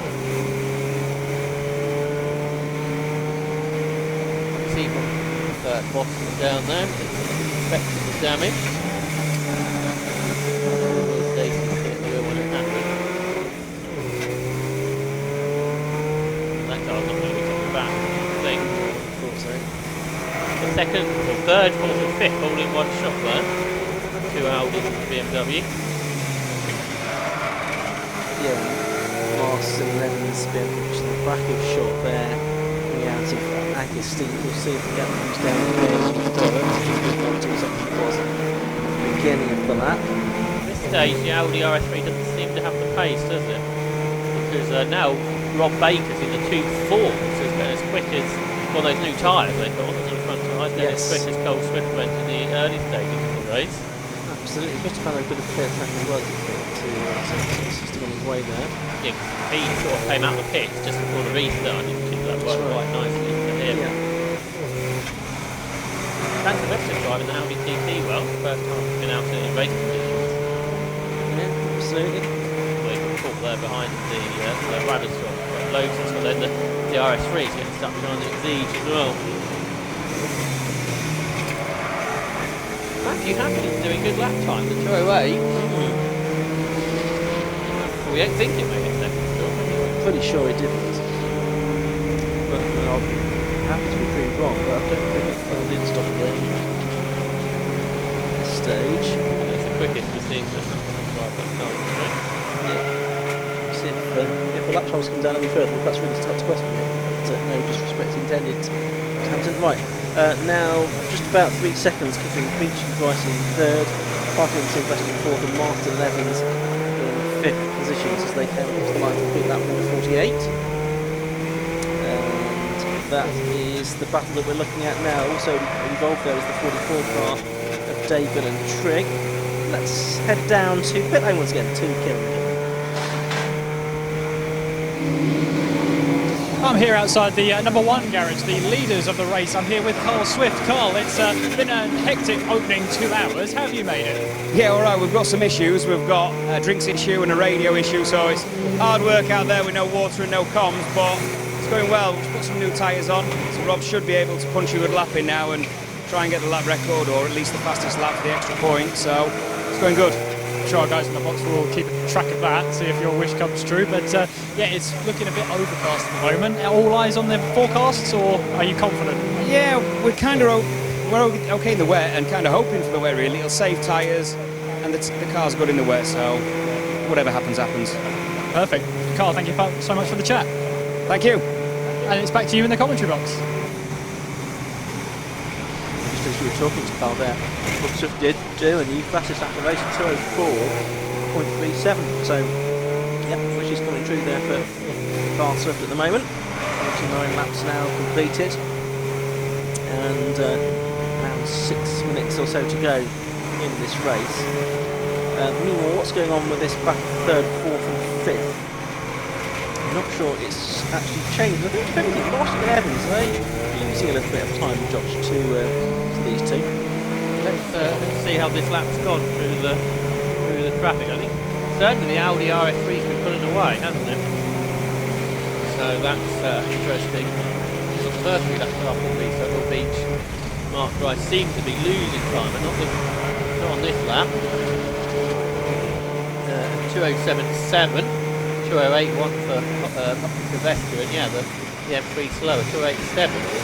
Yeah, so it's now sort of more like 4 seconds or so between those 3 cars. Class B, Stephen and Beatty lead by 7 seconds over Chris Green.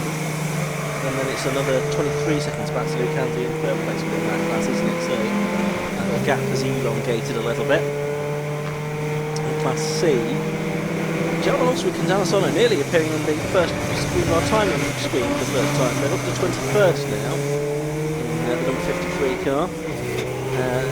They are ahead of Roy Baptiste and Tim Hartnett, who's still plugging away there in second place in the 330.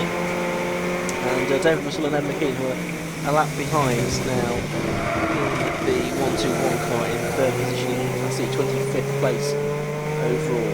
Here is that Andy Martin. No, quite flexible. Do that car nowadays. It's moving around, isn't it? I wonder if they change tyres or not. Perhaps not on that, I guess.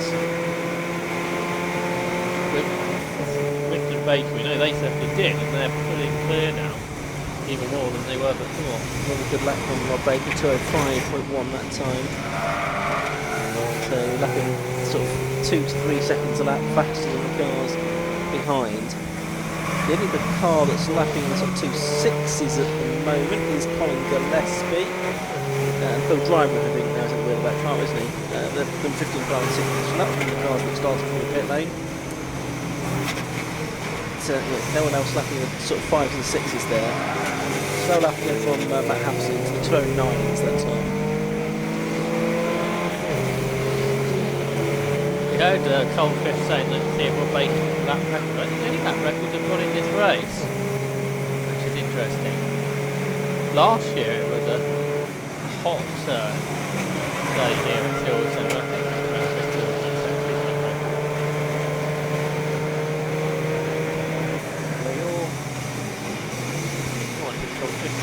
Yes, it does. In July 20302, what time That's it, okay. Okay. Somebody somewhere wrote down incorrectly. Yeah. So watching there the Darkside Developments Golf go through. The website says Bespoke. Okay. It's just a shoe that was Carl Swift.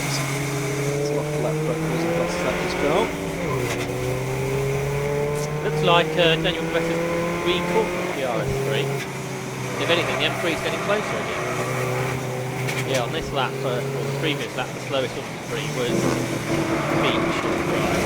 They're not catching Matthew Hampton, who's 25 seconds up the road. No, not really. She thought they might do. And going quickly now as well as Phil Nibb and Andrew Rathcon have gone up to 7th. They're in the 207s. So I wonder if this is some teams that have changed tyres. Oh, there's a car off there. Let's see if we can get a shot of that. There's a car off in the Ipswich Williams. All those cars will go past, I think. I think I've seen things. Maybe after 2 days of racing there might be. I know it's Janetta that hasn't had a good race. Were 5th in class, Matthew Tidmarsh and Chris Webster. They were battling with Scott Parkin, 2 tenths of a second between them. So there's Parkins, that was in front of this group where Chris Webster / Matthew Tidmarsh have had an off. Yep, back out into the race though, that Janetta has gone. Good car with quite attacking racing. Here's RS3 into Murray's. Now it's pushed over to go. Still the M3 is sliding around the Evans and Marston car. The Gillespie and Driver team are 40 seconds behind this battle. So that's going to be a lot to catch. But there is still an hour to go. So keep an eye on that because they've consistently been a couple of seconds of that quicker on recent laps.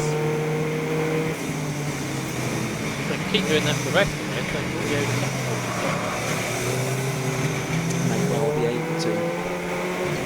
We're up to the 2-hour mark in this race, 2/3 race distance. We'll give you a rundown on the order in a minute or so. But still, we've got the 2 Audis together here, 27 and 11. We'll reach Mark Rice and Ryan Parkin and Daniel Sylvester. Just getting past the Golf there, you can see the BMW in the background of Adam Marston, but Evans again, who's closing back in. 2 cars ahead of him. This is second, third, 4th and 5th positions that we're seeing being contested here. So again, changes through Williams they go now to the right after Oggies. Bit of the curve taken there by the first of the cars, then reaching Mark Rice as they head through Oggies. And 1 or 2 back straight again. That's the 117 car. It's back up to 32nd place now. Mark Gadsby and Ian Jones after their various dramas in the early stages. I think John Morton and Stuart Mead might be leading the Club Cup in the Las Vegas Morocco. What I can work out. They're 18th overall, aren't they? Car 63. Oh, and off. That's the number 3 car of Nick Dougal and John Monroe. That's at Murray's. They've retired, haven't they? Well, we had. Maybe they did retire, but the back end makes it not a Murray's, is it? Or they're going the wrong way, well, certainly. Oggy, don't think. Yeah, I think you're right. And then I think second in the Club Cup is John Oswick and Dan Osano, which is quite a feat in the Class C car. We lost Liam Bidgeway, who started from pole there. I think we've lost Steve Cheatham to Foxter. We have somewhere along the way, haven't we? Didn't really see what happened to that, but that's obviously he spent some time ago because he did 25 laps, 52 now completed by the race leaders. So see what happened to Steve Cheatham and David Hornsey. Same for the Roses with their Civic. The Holden as well. The Holden, sorry I missed that. That's 14th, isn't it? So that's the Club Cup leaders. Yes, yes, you're probably right, yeah. Yeah, so they'll be delighted if they can stay there. How much are they ahead? Quite a long way, a couple of minutes ahead of the Stuart Mead. So yeah, should be good there. That was another car starting from the pit late as well, wasn't it? They're not such a big entry in the Club Cup here at Snetterton compared to the previous rounds. Just watching on the screens, they're battling for 4. Daniel Sylvester versus the BMW, absolutely together. Yeah, the Club Cup. Championship in there. Who's leading that? I know it's been a bit mixed. I'll tell you about that. Championship led by David Gooding and Nigel Greensaw in the Jeff Stewart Racing BMW. They're not here. Second Steve Buckingham who started, who were here but didn't start the race in the TWP Racing car. And then Lewis Rose and Aaron Rose, the first of the cars that are here. So really then it's 19 points for Matthew Taylor and Will Ashmore. So I think they'll take the championship lead if they continue to lead the race here. We've got an hour to go yet. Then it's Nick Dougal and John Monroe, Steve Cheatham, who we've already said is out of this race, Phil Driver, who is competing in a different car this weekend, so difficult points there, and Johnny Hayes and Paul Cipriani in the Canuck Racing Compact. A real mix that Club Cup this year. Steve Cheatham won at Donington, Phil Driver won at Croft, and then David Gooding and Nigel Greensaw won at Spa. Quick rundown on the leading positions because we've had just over an hour now. Number 1, Carl Swift and Rob Baker in the lead. From second, number 69, Matthew Hampson and Andy Schultz. Third is number 27, Paul Beach and Mark Rice. In fourth place, number 11, Ryan Parker and Daniel Sylvester. In fifth place is number 37, Andy Marston and Brett Evans. As you can see on your screen there, are we going to get a change for third position there? We are possibly around the outside at Richie's corner. That might change though by the time they get up to Wilson. It looks like the 27 car Beach and Price has repelled Parkin and Sylvester for the moment, so let's get to that. I think fifth was number 37, Andy Marston and Brett Evans. Sixth, number 15, Colin Gillespie and Phil Driver. Seventh, number 92, Phil Neville and Andrew Brown. Eighth, number 13, Steve Houston and Matt Fazy. Ninth, number 67, Junior McBride. 10th, number 14, Chris Freeman. Class B, that's 13, Steve Houston and Matt Fazy. From 14, Chris Freeman and 51, Luke Handley. Class C, now up into the top 20, 53, Ron Oswick and Dan Orsano. From second, 98, Roy Baptiste and Tim Hartland. And third, 121, David Russell and Ed McKean. I think it's the, what have we got? I think about 5 cars on the lead lap, I think, something like that, as we've got this battle third continuing to go on. Yeah, quite a scrap into Agostini a moment ago. Andy Marston, Brett Evans, BMW got down the inside of Daniel Sylvester and Ryan Parker CC couldn't quite make the move stick.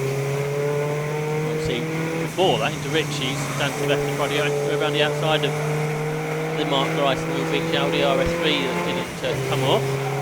Got traffic to deal with in a moment. That will be another opportunity. Tell you what, Rob Boston Racing have got the rear of that Lotus back together in the paddock. So that car might go back out because I guess every point counts for Will Stacey's championship score. He's one of the championship contenders. So the car might go back out again. I guess the other thing to do, if they can, is try and get the fastest lap. We saw how quick Rob Boston went yesterday in that car. because that'll take a point away from Cole Smith and Rob Baker's score. That could be important, although it's going to be difficult going forward.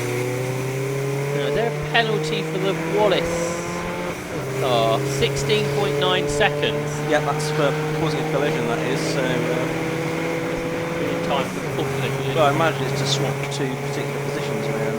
How they? Okay. Yeah, that's enough to ask the question.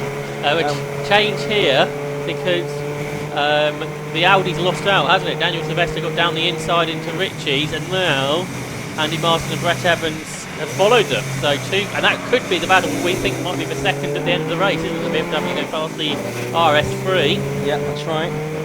They will be, because we think that the 11 car's got to make another stop. And they're just catching the 117 car on the road, which is blocking the turn 9. So it's a relatively quick car as well, the compact by Martin Gadsby at the moment. 4.5 minutes to go.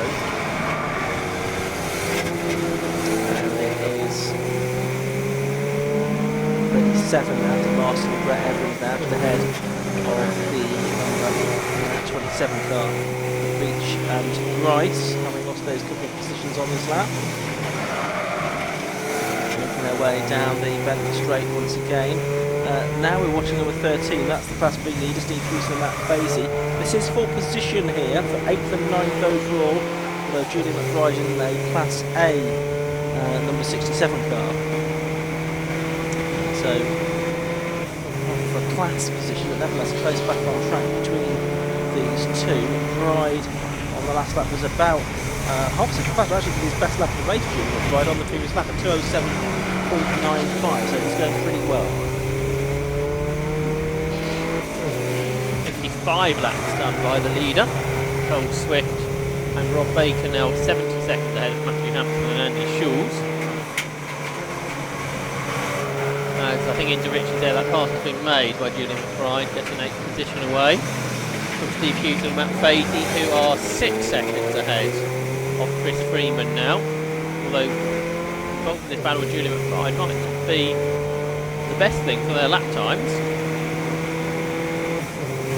because they might want the other car to sort of pull away and not be involved in the battle, I would think. The third across the line, Daniel Sylvester and Brett Evans pulling clear of the RS3 and lost a second and a half on that lap. Luke Handley is just on a personal best lap of the race in 12th position, third in Class B, 2:09.07. I'm not sure it's going to do him much good though, because he is 27 seconds behind second place in that class, and then Chris Freeman, who we're watching on screen now, number 14 in 10th position overall. Yeah, a Motorsport car making its way around Oggies. There is Class B leader. Just getting through, and there is second in Class B, just heading on to the Bentley Straight once again on 52 minutes and great lap to go. Class B seems very competitive every time we see this championship. Donington Park, a similar story. It was okay when you get to the Gulfs. Looked like a race-long battle, and basically the same thing again. Like nose to tail at the moment, there's not that much of a gap between them either. Not at all.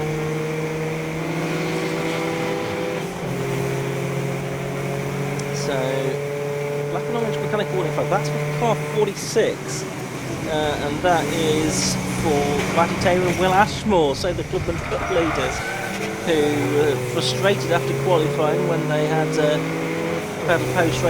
post-qualifying ride height check. Now black and orange mechanical warning flag for the Holden Commonwealth big 6.2 litre car. Change for third here, Ian, because the M3's gone through. So Marston and Evans go past Parker and Sylvester. Yeah. That's a change. They're 22 seconds behind Matthew Hampson, so it's really catching him still. We think that BMW has another stop to make. So third, fourth and fifth brake hard down into the Wilson hairpin. The BMW M3, the Audi TT and the Audi RS3. Yeah, those the three cars involved in this little scrap, as they happen for some Right, Chris Freeman there on screen.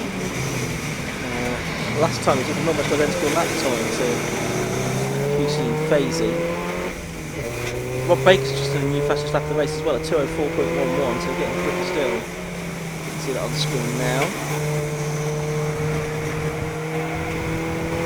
So extending his advantage at the front of the field in the area of motorsports there, although struggling with radio communication and a lack of drinking water in the car. Slowed him down, hasn't it? Yes, it's maybe the lack of distraction has helped. It's the drink bottle that's the big one. That's the bigger concern, isn't it, today? They haven't got to make any more pits still, so that's not too much worry. And as long as he hasn't got to report a problem back to the team, it needs sorting. Doesn't seem to be the case at the moment, is it, with those lap times that he's putting in, but still 50 minutes of the race to go. And there's Marston and Evans, now third on the road. 37. BMW M3. 98 in the pits. Or have been in the pits. The Rory Baptiste and Tim Hartland car. They looked out in Class C. Yeah, the behind them was the Legend of Keaton. So I think that must have been their second mandatory stop. Now I'm not quite sure where we've got to. We'll stop in Class C actually. That's a bit harder to keep track of. Unless that Oswald Gonzalo dropped back off page 1 of the timing screen now. He's 21st position. Let's see leaders. Daniel Sylvester looks like he wants to get this place back. He darts to the inside. That's blocked. This is about 10th in his battle with Sean Trainer yesterday in the MR2 Championship. That's right. Very hard fought, very entertaining. I wonder if anyone wants to pick up Ben Rushworth or if he's stuck out there for 2 hours. Yeah, he wouldn't. I think he would be able to get back into the. Quite a long walk, but whether he knows where to go, Mike, because it's not a place where a driver would end up usually. No, unusual to head off. There, as you can see, his car says, I don't know if he's been that off. So this is sort of in the road there, on the so he may have followed that back to wherever it leads. Yeah, so he heads back to Agostina, you go around the back, and then it's quite a walk. Give him time to explain what happened to the team. Yeah. So there's Marston and Evans, 37, and that Motion Motorsport logoed car. The 66 has been in as well, another Class C car. The Hayes and Sabiani team have had a successful season. Yeah, and they're behind Baptiste and Tarnan.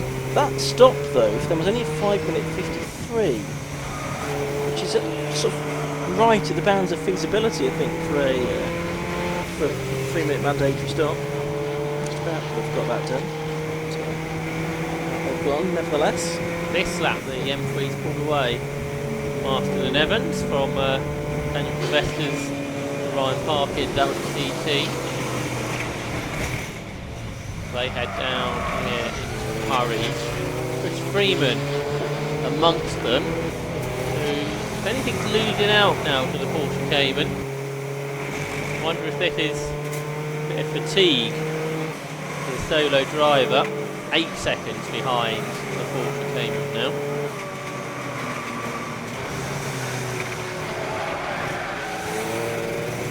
The tyre school for Richie, don't they? If they go through there.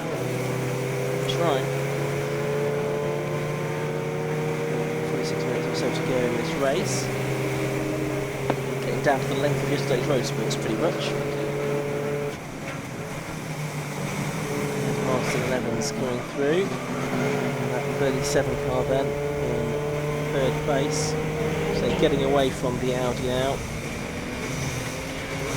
Just lapped Chris Freeman as well, and heading towards the tail of the Steve Hewson Porsche. The Holden's in after that mechanical flag. That's a similar sort of damage to what Andy Schultz had with tank cake in the front left corner. Yeah. That's something's been called in by a marshal who's been concerned that it's a bodywork. And the Sirocco's gone through to take the Clubman's Cup lead. John Morton and Stuart Mead lead the Clubman's Cup now. can the Holden, as it goes back out, catch what is a Class B car? Well, the Holden's only been a few attempts quicker during this race. That might be difficult. See what kind of gap there is as it goes out. Oh, it's a long stop. Whole lap behind, isn't it? Yeah. Well, it's a 7-minute stop, so it's cost them nearly 5 minutes. That the 87 car is in there as well. That's the Clio. So Mason and Chris Byallen. 0.6 litre car. Where's that running? He's in 25th position at the moment.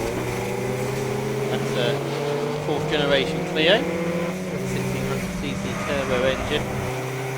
Simon Mason, just a 1-year-old driving instructor from Manchester, been racing since 1989, but had 4 years out.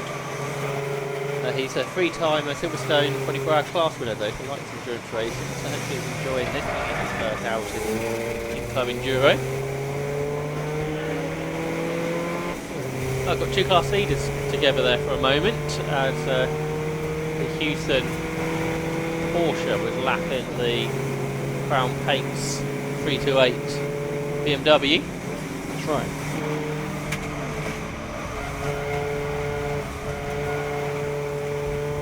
It's the Honda coming down towards us at Brundle. That's very noisy when it comes past here. Yeah, the Richard Turnbull car. Yeah, it is, isn't it? Matthew Hampton's in the pits, is he? Because that car's dropping down the timing sheets and the Ryan Harkin TT. Yes, to both of those actually. Yeah, they're both in there. So those cars that were 2nd and 5th, I think, weren't they? It's only in that. In the top 5, anyway. So those we thought it got to make extra, well, not extra stops, but they're further stops. TT having new tyres, that's all. The TT a front-wheel drive car. I think. It must be, yeah. Sticker tyres, so how quick can that go? With some new tyres on, but it's going to obviously be a long way down the order. So Andy Marston's Brett Evans now 2nd, 4 seconds overall, beating Mark Wright. I thought that would be the perfect balance on the podium. Colin Gillespie and field driver from the pit lane, 4th, and he's going to come through in 5th. Could be Phil Nibb and Andrew Rath. It is. Not sure if they made their 2nd stop or not. I have a feeling they did. I'm sure. I think they may well have done, but prepared to be proved wrong on that. You've got to make your 2nd stop within the next half an hour, which happened. Yeah, 15 minutes is the cut-off time for that. So the 117 car's been in again, but Gadsby and Jones are probably using this as an extended testing session now, aren't they, after those early dramas, running in 33rd place and 10 laps behind the leaders. Yeah, they're quite long pit stops they're doing as well, aren't they? Yeah. It's been an impressive show, because that car's fastest lap is still right up there, isn't it? Yeah, 2657. There's only 2, 3 times faster than that I can see on the screen, I think. 4. Maybe 4 then. Faster than that. But very few for a car, is That's it? right. Very impressive piece of equipment. One lap done by Rob Baker and Cole Swift now.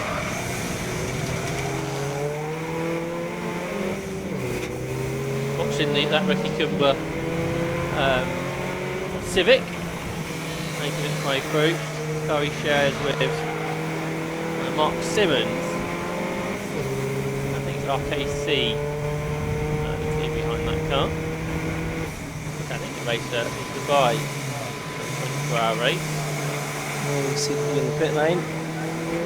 11 car in the Dan Sylvester and Ryan Parkin Audi. Falling down the order a long way, huh? Yeah, certainly are. I think Andy Short has gone back out 13. Yeah, that's right. 5.5 minutes the lap, the lap and the pit stop. So pretty efficiently done. I would suggest. That splitter on the Holden hitting the ground again, so perhaps they haven't done the repairs as effectively as they might have done it. Rattling past here. we watch Andy Martin and Brett Evans. They've been re-caught by the RS3. The gap was 4 seconds, it's come down to 2. Well, last time it was 1.8 seconds that the Beach and Grice car, number 27, made up. Over the line they've gone, that time through another 10th they've made up. Black and orange flags are 46 again. That's the Holden in sport. Oh, and that's a breakage on the 121 car. The left rear suspension or steering or something has collapsed there. I think that's what happened to the Boston Lotus, and that was right up there in Class C, I think. Yeah, it was third. In fact, there was second, weren't they? Yeah, it was second when that's failed. Behind Joel Oswick and Dan Osano. So that's going to bring the Roy Baptiste and Tim Hartland car in. See why the Holden's vehicle all seats is a bit of flapping about. Rattling the Karma. Yeah. It's not done its job. I think that was the issue they had in qualifying as well, wasn't it? From what I understand. Right. The car failing the right track checks. All out of contention for the Club Cup race.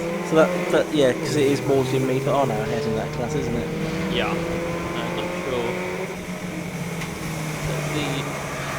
Actually, Oswick and Orsano, I think, going to score good points from just Class C, but in the Club Cup 2 for the older cars. Oh, they're in the pits, the Class C leaders just coming out the pit lane. So I think all the Class C cars will probably have to make another pit stop. Seems like one too many to me, but I might be wrong on that. But we'll see how things pull up. That's the Russell and McKean car. And that stopped just at the pit lane entrance, hasn't it, as well? It's not blocking the pit lane entrance, but the officials probably will want to leave that car there. Yeah, the broken rear car still in the pit lane. It's the Darkside TT. Yeah, it's been in there far too long, hasn't it? It's 17th on the screens now. 4 laps behind the leader, Carl Swift and Rob Baker. So clearly some issues that the Darkside squad have had. The Holden's in again, by the way, to get that splitter sorted if they can. It's either going to need a lot more tank tape or some another approach to be taken completely. That's the one car just going through shot, the race leader Swift and Baker. That's the 66th car. Now this is a car that could move into a Class C podium position with some of the other issues that we've had. There's the Darkside Developments car going back out for racing. How long was that stop? Was 8 minutes and 46 seconds. So that's probably 3 minutes more than it should have been. So that's cost them a lap and a bit. Rob Baker's just done a lap 100th of a second slower than his previous best. So that car is still going very quickly.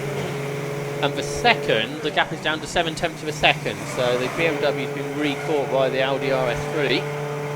Andy Martin and Brett Evans back under threat again. They gained that position 15 minutes ago, perhaps. Yeah, something like that. Here they are, just left in the Class B leader, Steve Hewson. And the battle will be resumed. Yep, and there the Audi goes past the Class B car to put another lap on it. It's working its 62nd lap. These coloured are working their 63rd. So it's actually the first time it's been lapped by that particular car. 6 seconds pretty much still is that back gap for Steve Hewson. Yeah, that's right. Let's say it, we just can't go through Palmer, was running very wide. I think he stayed on the track. And the Wallace car that was. That's right. Steve Hewson, Matt Fazy, Porsche out there. Steve Hewson's car. Matt Fazy still on. David Russell's still in his car. It's the car's there. But we do now have the safety car boards. Safety car is out, and that will be, I'm sure, to allow the recovery of that car from that rather prone position on the pit lane entrance. Now, perfect opportunity for anyone that's not yet made their stop to do so with just over half an hour left to go. This third safety car of the race. But I'm not sure that there's that many cars that still need to make a stop, is there, Josh? No. Cole Swift and Rob Baker's lead is going to come down significantly. Yeah, it will do. But there's going to be a lot of traffic between them. I don't think the others got the pace to take the fight, have they? No, but I guess it makes it interesting if Swift and Baker do find that they have problems in the closing stages of the race. What it will do is make the Class B battle gap come down a bit more. We'll think about these gaps, but while we do that, we can go back downstairs into the pit lane. Well, with this safety car, I think we'd just get time for a quick chat with number 11, Ryan Parkin. Ryan, we were chatting earlier on. It was actually a safety car ago we were supposed to have a chat, but better late than never. Yeah, definitely. Like us, we're late. Well, how's your race going? It looks like we're doing all right at a minute, but we've just had to do a second stop under green, then there's a safety car. But we seem to be using a bit more fuel than we expected, and just as it got to 1 litre on the dash, we spoke to him and he said 1 litre, then the radio comms went, and next thing he were in pits and said it's spluttering, so we've got a problem. So with less than an hour to go then, what's sort of the aim, what's the target for the rest of the race? I think if we do top 10 we've done good, but the car's just not right. It don't want to turn in, it don't want to exit the corners. We're not quite there yet. We've got the pace on the straights, the TCRs are sort of, I'd say we're a bit quicker than the TCRs because we've got a bit more power, but the corner just can't, for some reason we can't get the car to turn. Well, we'll have to keep an eye on you, Ryan. Ryan, thank you so much for the chat. Cheers for that. And with that, it's back to you in the commentary box. Thanks, Kieran. Kieran McGinney down there in the pit lane. He's catching up with Ryan Parkin. That's the car that needs to be recovered. And we're just waiting for a gap to be created to allow the recovery crew to get there, because it is going to take a full lift, isn't it? Now the other thing I suppose is that while we're recovering it, the pit lane will be effectively closed to new entrants, because the recovery vehicle would be clearly blocking the pit lane entrance, so I imagine the pit lane will be closed. How do we change on our screen? Do you do it right? It's going ahead of the next car through Houston Phasey, I think. May or may not be The correct. Gillespie driver car that's not come through. Yes, that's right. Yes, you're quite right. It's the Gillespie car that's not come through. It's in the pits. That's right. Yeah. Didn't realise they hadn't made their second stop. Well, I guess it's a good time for them to do. Yeah, absolutely. Yeah. That's right. Pit lane closed, and that's not because we've reached the end of the pit lane window, but the pit lane is being closed while the recovery work is being done. So if you're in there, that's fine. You can go back out again, but no one else able to go into the pit lane just at the moment while this recovery work is being done of the car that's right at the pit lane entrance there with the breakage.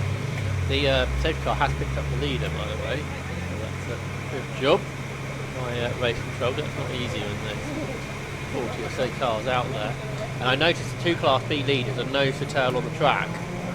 So that is going to be a sprint to the flag, I suspect. It will be. We're going to get probably just under half an hour of racing. Say there's 40 cars, in fact we're pretty less than that now, aren't we? Because there's quite a few that have fallen by the wayside along the way. So we're probably into mid-30s at most, I would suggest. Cars still circulating. I don't think we did see the Rob Boston racing car get back out. The fact they just fixed it enough to get it on the trailer, yeah, or into the truck or whatever. So there's the recovery work being done. It's going to take a full lift, I think. The recovery crew.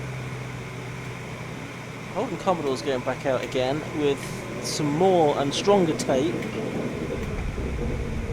Oh, that goes back out into the race. So hopefully that splitter will remain intact.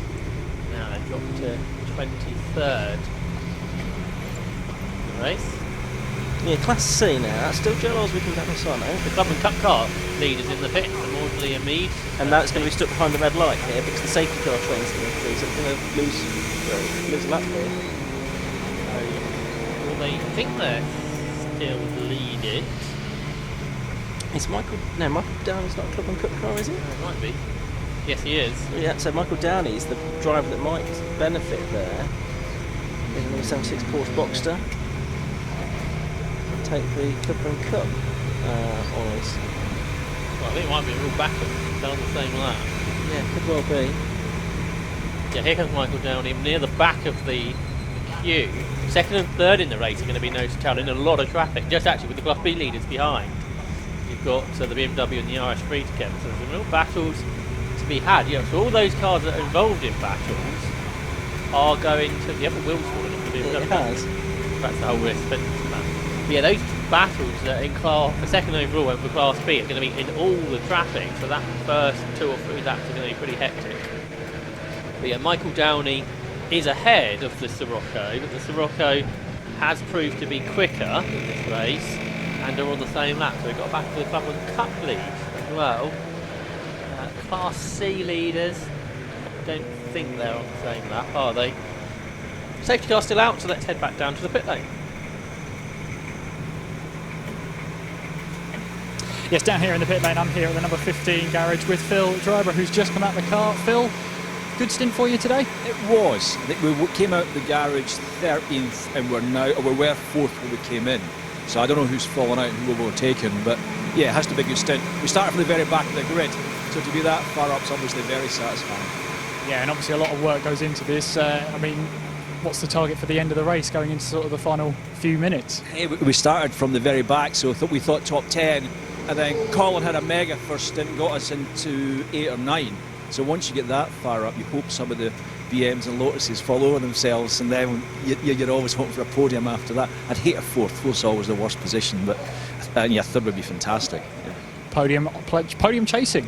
Good target, that. I think we are, yeah. I think I'll have to check and see how that runs out with pit stops, and that's us taking our last stop now, so we're good to go to the end. No more driver changes, so up to Colin to bring it home. Up to Colin to bring it home. Let's see if he can. Phil, thank you so much for the chat. And with that, it's back to the commentary box. Yeah, I hate to puncture Phil Driver's hopes there, but they're now 8th on the timing screen of about a minute. And that means the safety car out there behind Houston and Phaeton and Freeman. Although they're Class B cars, so let's take them out of the equation. So they're 6th in Class A at the moment. So it may not take 2, actually he might end up in that 4th position that he's really not a fan of. But we'll see how all of that pans out. Have Journeyman Bright taken this thing? I'm not completely sure on that. I think he may have done, but not completely certain. He has. Doing really well. Yeah, he had some decent lap time. He's in the 7th race. Yeah. Great to see. Second car lights are out, as you can see there.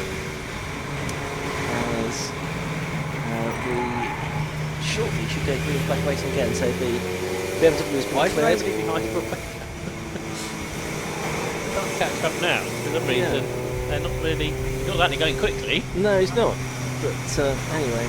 But he's now got a good chance to go even faster with no traffic. That's right. So he's going to have a clear circuit ahead of him But now. what we want to do is look towards the back of the queue, because that's where the battle of the second is, and the battle of the Class B are going to be working their way through the traffic, and that'd be really spectacular to watch, I think. So if we can have a look back to that BMW and Audi battle. 27 minutes of the race left to go. Look at this, and they all come through in big clump, so it's going to be very busy.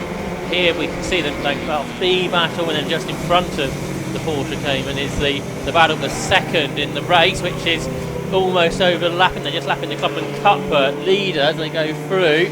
So Andy Marston turns through. Okay, somebody's gone off at Ritchie's, have they? That's the Ginetta. That's gone around of Webster and Tidmarsh. Number 8 car, the Flying Tangerine car, can get back out into the race again. So I thought that restart might be interesting, and it turned out to be the case. So the field coming through.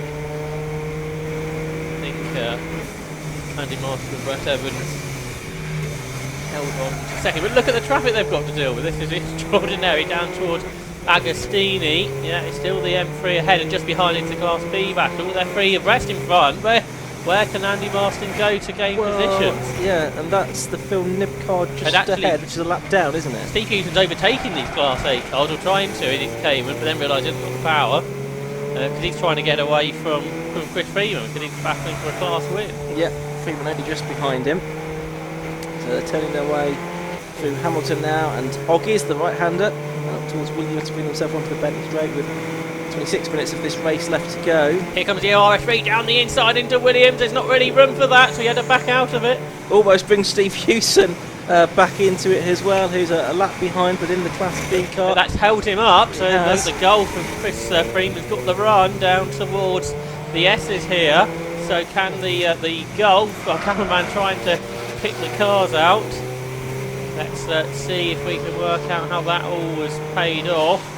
In the background, it's still the Porsche Cayman ahead in Class B. It is for the moment, yes, ahead of Chris Freeman, just behind those two cars disputing second place on the road as well, and as they're sort of getting slower cars between them now, as well as they come up towards the end of this lap. There's the 27 car of Beach and Grice. There's the 13 car of Houston and Faison, and then 14 right behind is Chris Freeman in the Gulf. This is the battle for the Class B victory. 25 minutes, so probably about 12 laps to go, something like that. Through they come, up towards Ritchie's. The Porsche Cayman's got a good straight line, so he's able to fend off the Gulf. Wasn't such a good restart for the RS3. Will Beach and Mark Grice lost about a second and a half to Andy Marston and Brett Evans, who dealt with the traffic the best. And they lost 7 seconds or 9 seconds to the race leader Carl Swift and Rob Baker, which Rob Baker out there at the moment, and that's because he had a completely clear track ahead of him at the restart. There's 1.5 seconds in the Clubman Cup. Michael Downey to the Maudsley and Mead Sirocco, so that's also on. Very much so. Yep, so that's a good little scrap as well. And there is a big gap between the Class C leads. That's about a lap and a half, or a lap and a bit, between Osbeck and Asano in Class C lead, and Baptiste and Hartland in second in that class. Lead as well. Oh, and the Porsche Cayman had a huge slide, and off the road goes Steve Hewson's Porsche, and Christopher Freeman goes through into the lead of Class B. The Area Motorsport Gulf then ahead. That was a mistake from either Steve Hewson or Matt Fady, whoever's in the car now at Hamilton. The car got very sideways, went across the grass. Didn't lose huge amounts of time considering the moment, but it has lost that position importantly. Lost the lead of Class B, and Chris Freeman takes the lead for now. Yeah, an error there under pressure. He's not lost too much time, only a couple of seconds, so there is still a chance for him to come back at Chris Freeman. Freeman now in control. He'll try and get his head down and pull out a bit of a gap. Third place car in that class is Luke Handy, but I think he's now a long way adrift within Class B, so not really going to enter into the equation, I don't think. No, he got caught on the other side of the safety car. He may have done, yeah. So there's Freeman, our Class B leader, up on 3 wheels through Freeman. There's some black smoke pouring forth from the back of the Porsche briefly as well. Not just the turbo. Yeah, I think so. Here they come into Ritchie's. First time one of the Gulfs has got ahead in the whole race, I think. Or certainly since very early in the race. But it's not over yet. Certainly not. Gap between them at the beginning of the lap was just over a second, 1.08 seconds between the two Class B leaders. Leader first and second overall is now 28.74 seconds between Rob Baker and Andy Marston and Brett Evans BMW, which is on screen now. 1.7 seconds the gap in Club Cup between Michael Downey and Maudsley and Mead. And they're both in Class B cars as well, aren't they? But that's for older machinery across all the classes. There's Andy Marston, still second. That gap back to the RS3 Audi. 2.5 seconds now, isn't it, between the two of them? That was all made on that first lap from the restart. That's right. The Audi R3 there is spectacular car. Sure. Chris Freeman on the previous lap was actually catching through an Andrew Rapp as well, wasn't he? For overall fifth position as well. Well, that may have just been a slow lap for the Niven Rapp Seat. And is that a new fastest lap of the race? It is a new fastest lap of the race for Rob Baker. A 2:03.65 he has now done. After 239 minutes of racing. New fastest lap of the race for Rob Baker. Fantastic effort. An issue with his drinks facility in the car as well. So that's not making life any easier for him. No, and he's only 6 tenths off that Chris Boardman lap record now. Andy Schulz has got himself into the top 10. He's in the 204s as well, so he's going quicker than he went earlier. The track's obviously quite quick at the moment, and of course the car's low on fuel, so a little bit lighter. Some cars have had tyre changes, some haven't. That's right. So there's the 27 car in third place going through. It's effectively just over a lap ahead of the field number Andrew Raff car, which is just behind it on the road. 8/10 of a second in it in the Clubman Cup. So this is 63, Maudley Mead catching 76. Michael Downey for the Clubman Cup, as Ian was saying, for the older car. Less than a second in it now. Quick rundown with 20 minutes to go. The leader number 1, Carl Swift and Rob Baker. 37, Andrew Roston for Evans in second. 27, Will Beach and Mark Rice in third. 67, Julian McBride fourth. 92, for number Andrew Raff fifth. 6th in leading class B, number 14, Chris Freeman. 7th, number 13, Steve Houston and Matt Basie, second in class B. 8th and 15, Colin Gillespie and Phil Driver. 9th, number 69, Matthew Hampton and Andy Schultz. In 10th, number 51, Luke Handley is also third in class B. In class C, it's Joel Elswick and Dan Olsano that lead in car 53. Second, 98, Rory Baptiste and Tim Hartland. And third, Johnny Hayes and Paul Silviani now in the number 66 car.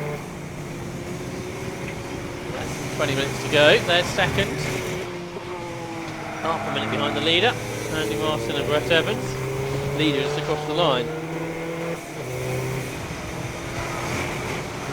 And then three this way through. Remember that car started way back on the grid. Inside the top 20. Struggled in the wet. That's a good performance. The Schultz car has just gone through, hasn't it? It's very 4.75. Personal best lap of the race. Way behind the next group. I don't think they're going to gain any more position tonight overall. Yeah, but it is getting away from Luke Handler, but all the Class B cars in any case. Class B lead change across the line.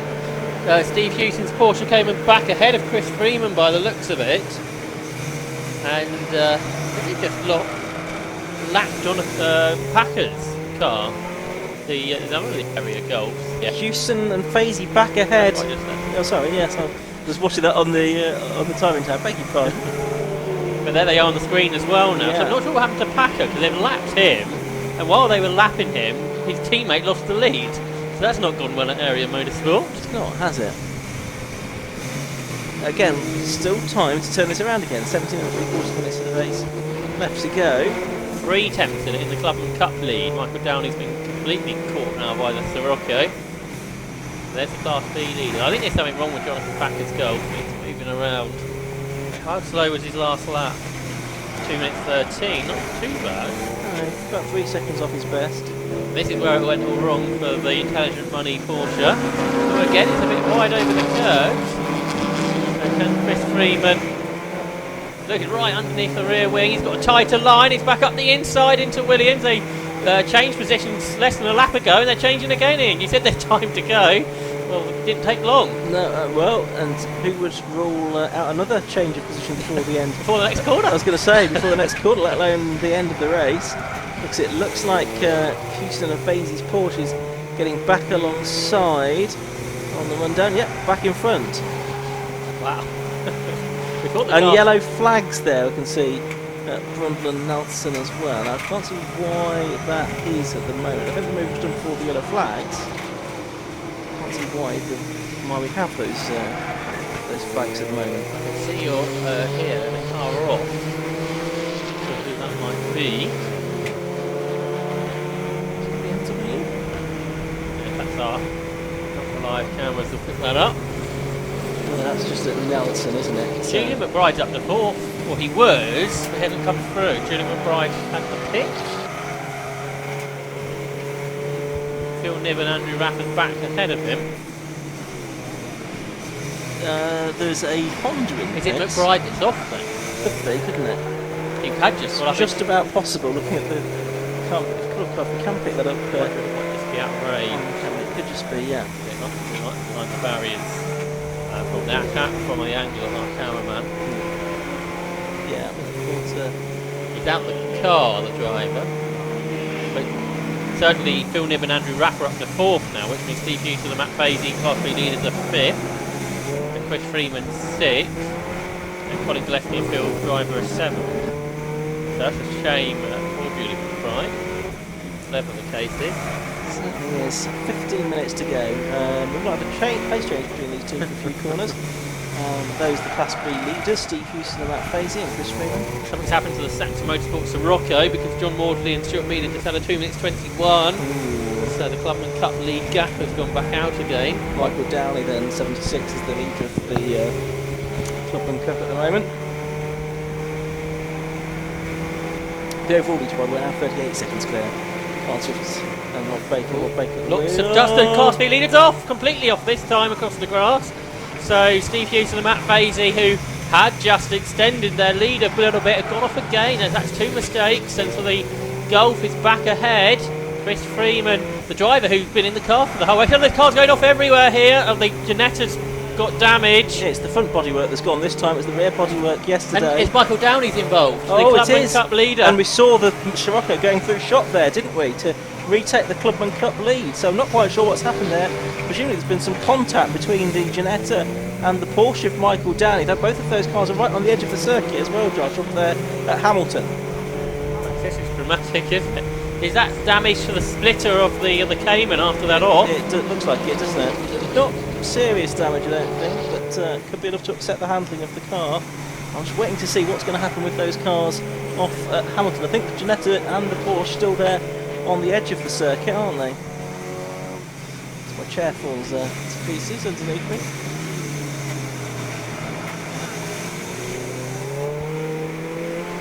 So 13 minutes and 40 seconds left to go. There is Michael Downey out of his number 76 car that was leading the Clubman Cup. The drama in the last, well, since the restart really. Plenty of it. He's walking away. Surely we're going to have another interruption. And now the number 8 car being vacated by the driver. That's the car being shared by Matthew Tidmarsh and Chris Webster. They lost the rear of the car yesterday and then off the front of it today. Yeah, exactly. The middle has remained pretty intact all weekend though. You can see that the safety cars poised. Boards are being prepared as well, so I think this is only going to go one way. And there's only 13 minutes of this race left to go now, Josh, as well. Safety car flag is out. Yeah, the leader's coming up to Murray, so that's what they were waiting for. Yeah, absolutely right. And the safety car's going to go out, so it will pick up the race leader, Carl Swift and Rob Baker. How many cars, I wonder, were there between Rob Baker and Andy Marston then? Quite a few, I imagine. Yeah, and the thing is, for Marston, this is not the pace. His best lap is 3 seconds slower. That is true. And also, you have to question how many laps we'll get, if any, after the safety cars. One. If we do, it's going to be a mad dashing Class B again. It is. And don't come to the pit lane, but there's debris everywhere down this end. Yeah, that I think came off the Holden Commodore when that went back out. Well, I think a car just began to just around the pit. Yeah. But yeah, the 2 Class B leaders are together, so much like the previous restart, assuming we get one with 2 cars picked up, is going to be quite interesting. Yeah, so it'll be a little while before we can get the recovery vehicles out there, because there's 3 cars out there now, including that Ben Rushworth, the Fort Miller car that's been out there for 2 hours or so. So that'll be left there, I imagine. But we do need to clear up the Janetta and the Porsche of Michael Downey. I wonder if they're doing anything with the potentially it's the Julie McBride 3 that team. The driver's having a chat now. Yeah. Hand gestures are involved. We can't see them. Can't see the hands. Going to move some of the contenders up in Class B a bit. It will. Particularly John Maudley and Stuart Mead. So the Clubman Cup lead Yes. of them. Have they got any possible threat now for anybody else? I don't think they have. The Holden, which is the question, I think they're That's a lap or so down, isn't it? So it should be right. So safety car order here at Snetterton into the last 11 minutes of this race, the last 11 minutes of this 750 Motors Club race meeting. We've been doing this race for so long, I've almost forgotten we've had 8 previous sprint races today. We've had had some good action during the course of this weekend, and second the rescue vehicle getting out as well now to help with the situation, no doubt. We're back here again in October, aren't we, at 750 Motorsport, for some championship finals. Scary to think about that. I know, but it's not far away, Josh. 2.5 months is all that it is until that. That is on. So championship finals not too far away. So the Club Enduro Championship, we're only getting sort of halfway. This is round 4 of 8. Yes. Isn't it? Yes. So where are the remaining rounds, Josh? Or 4 to 7 at the moment now. Yes. So we've got Silverstone in August, Anglesey in September, and Holden Park in October. First one I've been to Anglesey with Club Enduro for a little while. Yeah, right, but no, they had the 3-hour race in the park. They have. We get a big grid at Anglesey, that would be great for that venue. That's great. That's right. What's going on now? Okay, yellow flag, safety car flags are going in, and the checkered flag is being prepared now from C. So I think they have decided that there's no time to get these cars cleared and the race back underway. So it's going to be the checkered flag, I think, next time round. The safety car at the moment is leading them around out of Nelson towards the bomb hole.